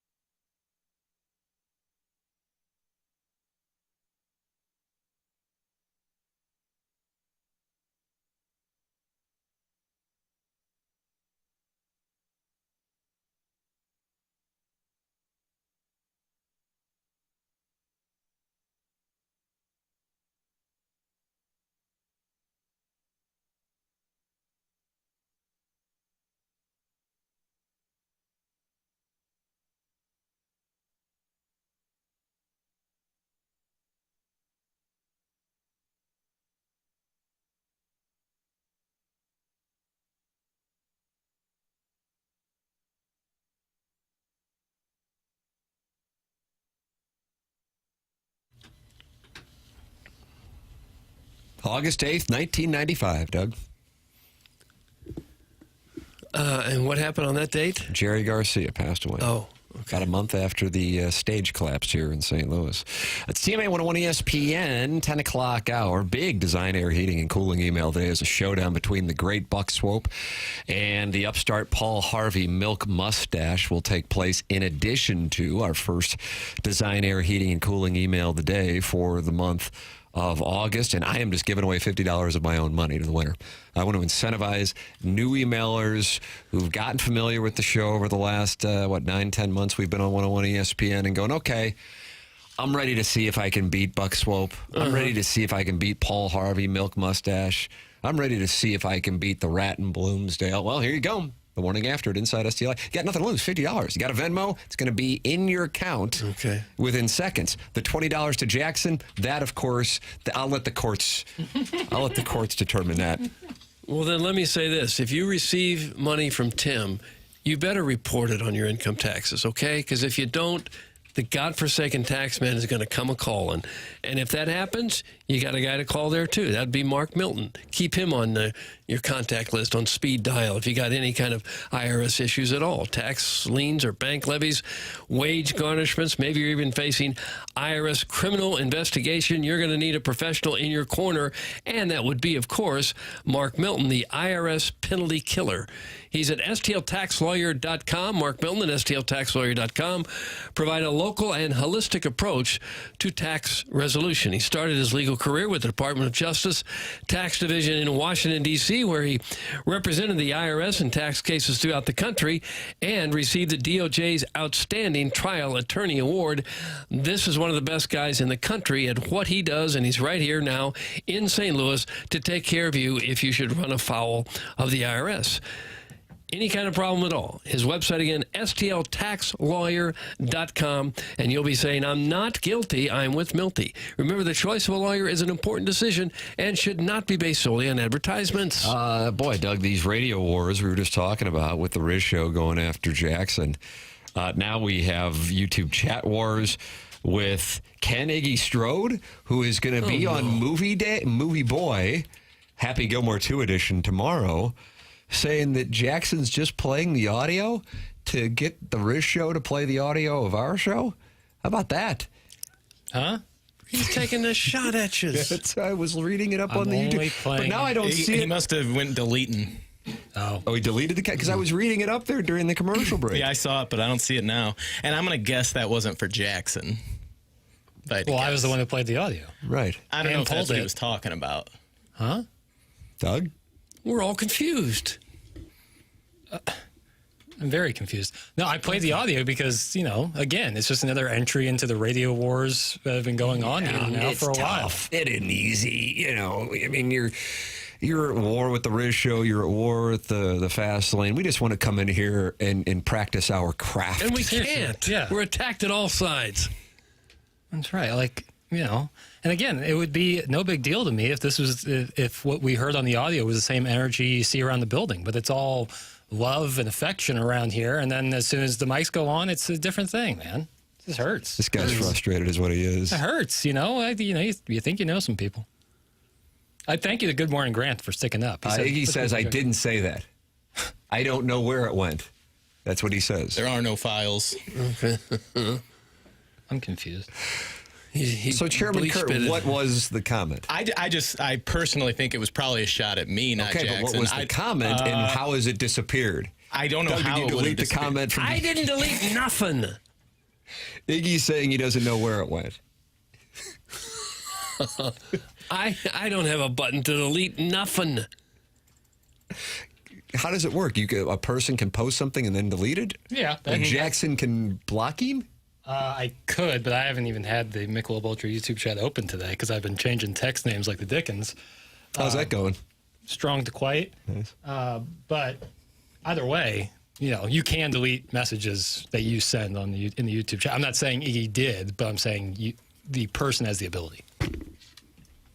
You guys are dealing with a lot of S today. That's from Floyd Velvet. You're telling me, bro. We are. Well, we did have Joey Vitale and Matt Holliday on the program, and a lot of trade deadline discussion in our 7 o'clock hour. Miss anything? Podcast it via the TMA STL app or the 101 ESPN app. Those are brought to you by Dobbs Tire and Auto Centers. And then, of course, you can always watch the YouTube program and go back and enjoy it and see the Michelob Ultra YouTube chat. And enjoy the conversation where the friends gather to talk it over during the program. The program's called TMA. It's presented by Brown and Crouppen on 101 ESPN.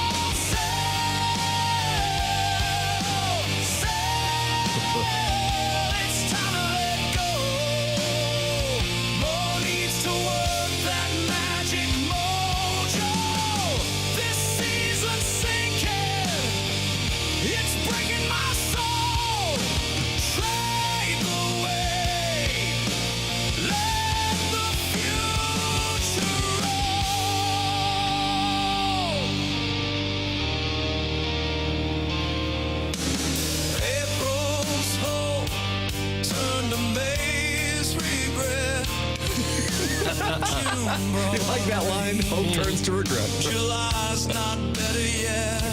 The standings laugh, they point, they tease. Doug, Even the high. you don't have to give up. John Mozeliak said yesterday on the Zoom call that I was enjoying while driving from Family Golf to the Fenton Bar and Grill, where I met the Mullet Man celebrating his birthday, that 2025 is not over. Take a listen.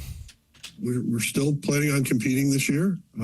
Obviously, we have a lot of baseball games to play. We expect to try to win as many as possible. But, clearly we did change the look of the bullpen. Now we'll see some guys that come up from AAA, get some different opportunities, and we'll see how that looks. But our goal is still the same. We're going to try to win games. How about that? Well, I guess at the fundamental level, that has to be the goal, is to try to win. Still You can't try planning to on lose. competing this year? Just a matter of So the those of you who likelihood thought of they that were going to happening. forfeit, you have lost. Our goal is still the same. We're going to try to win games. There is a real threat of finishing dead last now. Here come the Pirates and their winning streak. They're only 7.5 ahead of the Pirates. Maybe that's why they didn't trade Keller. We can get out of the cellar if we don't trade Keller. Yeah, I said it. I said it. Well, that would be embarrassing, wouldn't it, to finish dead last? Really? Yeah, I think it would be. 2 times in the last 3 years, I think that would be really quite embarrassing. We're still planning on competing this year. Okay. Well, yeah, I don't really know how you answer that question without. I guess that's what the money's for. Because you just got to wear that one. Tough. Mo really thinks the B-fibs are knuckle-dragging mouth breathers who will drool and clap for bobbleheads. That's from the Dogtown Astrovan. My goal is to date supermodels, but that ain't happening either. That's from Clevie Wade. Good grief, Mo, you're not competing. Stop it! Oh. It's from Merp the Barbarian. Well, you can't really say we don't care if we lose the rest of our games. You can't say that either. Can you elaborate on that? No. Okay. Mild plaque psoriasis is in the Michelob Ultra YouTube chat and says, I wish Courtney Cox was our president of baseball operations. Doug, you ever thought about Courtney Cox taking up to That's an odd pick. She have any experience at all in baseball? She did a great job as a reporter in Scream. Yeah. Sure did. Okay. Was once married to David Arquette, no longer. Right. Has a daughter named Coco Arquette. Coco Arquette. Which, if she would go by her mother's name, Coco Cox, that's a pretty fun name. Yeah, it is fun. It's a lot of fun. Just the name Coco is kind of happy. She is in the remake of The Longest Yard in 2005. So that's her resume for it. All right. So she does have a sports background. Right. That seems to be her only film where sport is at the forefront. If you had no experience whatsoever, but were just wise enough that you would listen to the scouts and all the advisors around you, you could probably still come up with a team that's about as good as the Cardinals right now, couldn't you? See, I think one of the Cardinals' core issues, and this contributes to the business, therefore contributes to the baseball, is they don't have anybody to communicate their message effectively. Bill DeWitt Jr. is going to go down as a great owner. I know it doesn't feel that way now, and to say it at this moment sounds so counterintuitive. It would be fall into the category of reading the room, but my God, the run the organization had, in particular from 2000 to 2015, was one of the best in all the game. And he did privately finance a new ballpark in downtown St. Louis. So when that time comes that he is no longer the chairman, he will be celebrated, and I don't have any doubt about that. I know at this moment that's not the case. But he isn't the messenger. Bill DeWitt III isn't the messenger, and John Mozeliak is not the messenger. And organizations who are struggling to connect with fan bases really need a messenger. Think about it. If I were to say, coming up, even though we are in like the antithesis of the hockey season right now.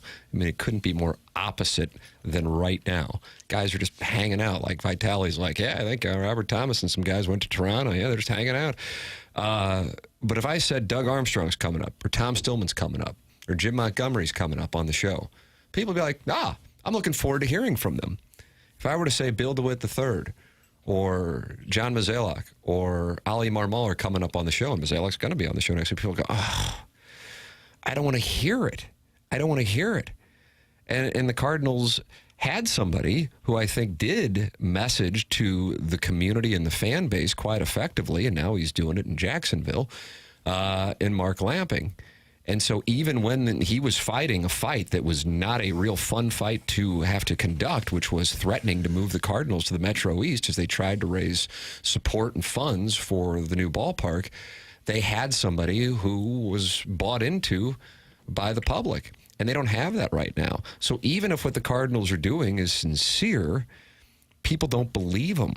And that's why messaging is so important, and the credibility and the authenticity of the messenger. And right now, the organization lacks that just as much as they lack starting pitching. Yeah. And you hope that the change in leadership that takes place next year will reset some of that. But, Well, Chaim Bloom, in the limited amount of time he was allowed to speak last October, appeared to have that trait. Right. He really did. Mm-hmm.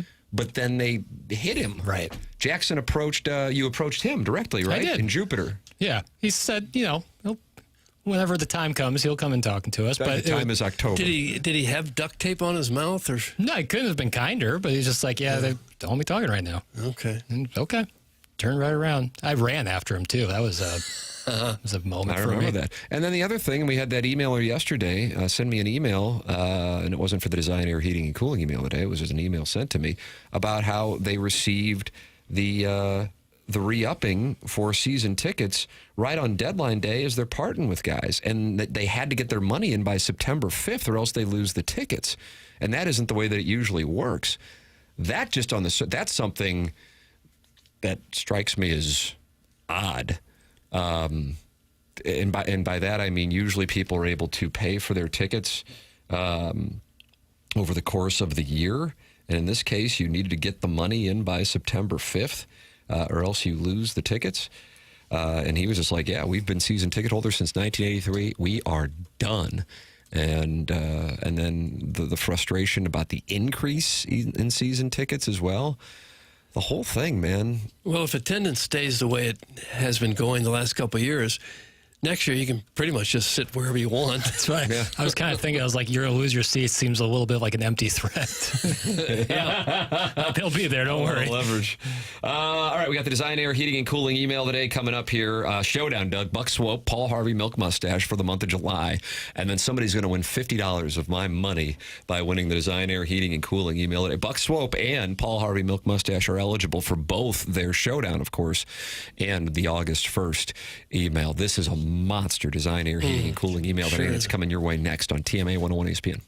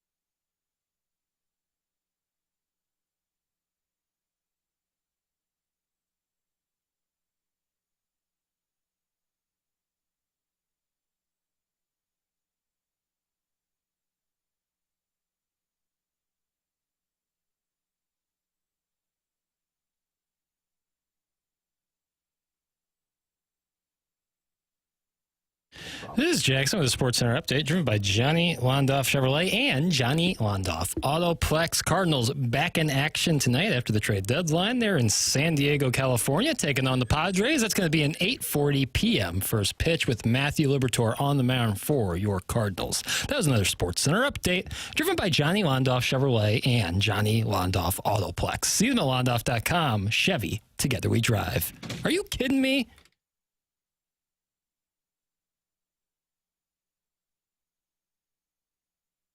Ladies and gentlemen, the weekend. I mean, I thought we were going to hear from the weekend of the 21st century, but rather it's Loverboy, Doug. Okay. Any particular reason why, Jackson? It's the weekend. Okay. Did you not hear Daniel Craig? Well, ladies and gentlemen, the weekend. Okay. I just got a text from a friend who said the September 5th season ticket deadline is only for a 5% discount. Full payments are due January 8th. They did have the nerve to raise ticket prices again. So that is the context on the September 5th thing, but he is confirming that the season ticket prices are indeed going up, carrying that over from That's the a tough previous sell. segment. That'll be a tough sell. That is a 35-foot downhill putt. Mhm. Let's just get it close to the hole and see what we can salvage. Because if they're going to ask you for more and they're putting a team on the field that's probably not going to be very good, are you going to want to go to 81 games or really need that? There's never really going to be a game where you can't get a decent seat. That's right. You might be able to buy the cheapest seat and sit wherever the hell you want to sit anyway. If your season tickets have a nice proximity to a soft pretzel or a helmet nacho, you know. That's how you search the available seats? Mm-hmm. I think it's the best play. Doug, we've got a showdown here in this Design Air Heating and Cooling email of the day. Buck Swope is in a position to come back and defeat Paul Harvey, Milk Mustache. They have a sudden death playoff. And then for the August 1st, 2025 Design Air Heating and Cooling email today, the morning after at InsideSTL.com, I said, you know what? I want to bring new people to the table. I'm going to incentivize them. $50 from my Venmo is going to the winner. You got to have Venmo, though. You got to have Venmo. I'm not in the PayPal business. No, I'm Cash not in App. the Zelle business. I'm not in the Cash App business. It's Venmo. It's Venmo. You ever use that Apple Pay? Yeah, I guess I am in that business. I think that should be like the universal currency. Yeah, no Is free that ads. easier than but- Venmo? Well, if you have an iPhone, you just text people money. It's awesome. Anybody else have a problem with your Apple Pay going through browsers? I've had a couple of months here recently. Why would you pay It's always them? nice when you have to do the Face ID to confirm that one, and you got your triple chin working as you're kind of probably sitting there, feet akimbo. Okay, that's enough. Wow. Well, I'm just so vivid. You know, my theater kids of are the probably mind. listening to this. Theater of the mind. You brought it up. Theater of the mind. I didn't say that I was sitting with a triple chin with my feet akimbo. I was just asking about a customer Well, I'm service trying issue. to- That's a standard question, trying to help out the community. I'm trying to work through what I think the issue could be. Ladies and gentlemen, it's time for the Design Air Heating and Cooling email of the day. Ow! August is my month, you see. Peter Parker puts on a costume and then becomes Spider-Man. Bruce Wayne suits up and becomes Batman. Bruce Bannon has to get hoppin' mad to become the Hulk. But Tim McKernan wakes up being a superhero. Messaging is important. My message is Tim McKernan is incredible. That's from Bart Bulge. Bart Bulge. He's new. I don't think my wife is competing, but she just sent me a text that said gross with a vomit emoji. Yeah. Fair. Well, fellas, it is August, and the Cardinals are doing nothing, so it's time to turn the page and focus on pickleball. That's what we have been doing here for the last 2 weeks for team building to start Jackson's legal team Portuguese corporate retreat. That's right. Do you know who has been crushing it out here? Clarence, the dentist, couldn't throw Speedy Tim out when he beat out a routine grounder to second base for the fantasy camp game-winning run. Ever since Clarence dropped Wendy for Cheryl as his doubles partner, he is undefeated. Cheryl put it in her contract that she could not be replaced by Matt Holliday. but their game is about as close to perfect as the drops of the week. Not to be outdone by Dabo, the crowd goes crazy as Clarence and his entourage enter the court on pogo sticks. This might as well be the St. Gabe 7th grade tournament. Clarence in his half shirt can't be beat and then is going to sleep with all of our wives? That's from Shooter McGavin, the Vice President of Activities and Snacks Corporate Retreat 2025-2026. Shooter McGavin. Hey guys, the Cardinals keep insisting they're giving young players plenty of opportunities, but it feels like the roster is filled with players who have AARP cards. McGreevy remains in the minors while we leave a rotation spot open for Eddie Harris and his interesting mix of Crisco, Vagisil, and Hope to contribute. Meanwhile, Arenado is starting to resemble Roger Dorn. He checked a few things first, but now all he seems to be checking is his swing at balls in the dirt and letting them roll past him as he yells Olay. At this point, the rebuild feels more like a reboot of Major League, only less funny and far more expensive. Tired of it. That's from Sleepless in Glendale. Sleepless in Glendale. I got emotional. It's like Dick Vermeil talking about Wilbur Montgomery. Nor Efron will do that. Sleepless in Glendale. He's due. The St. Louis Cardinals should be ashamed of themselves. You're sitting at 500, still mathematically alive in a wild card, 10 games back in a division. The whole season has been like kissing your sister.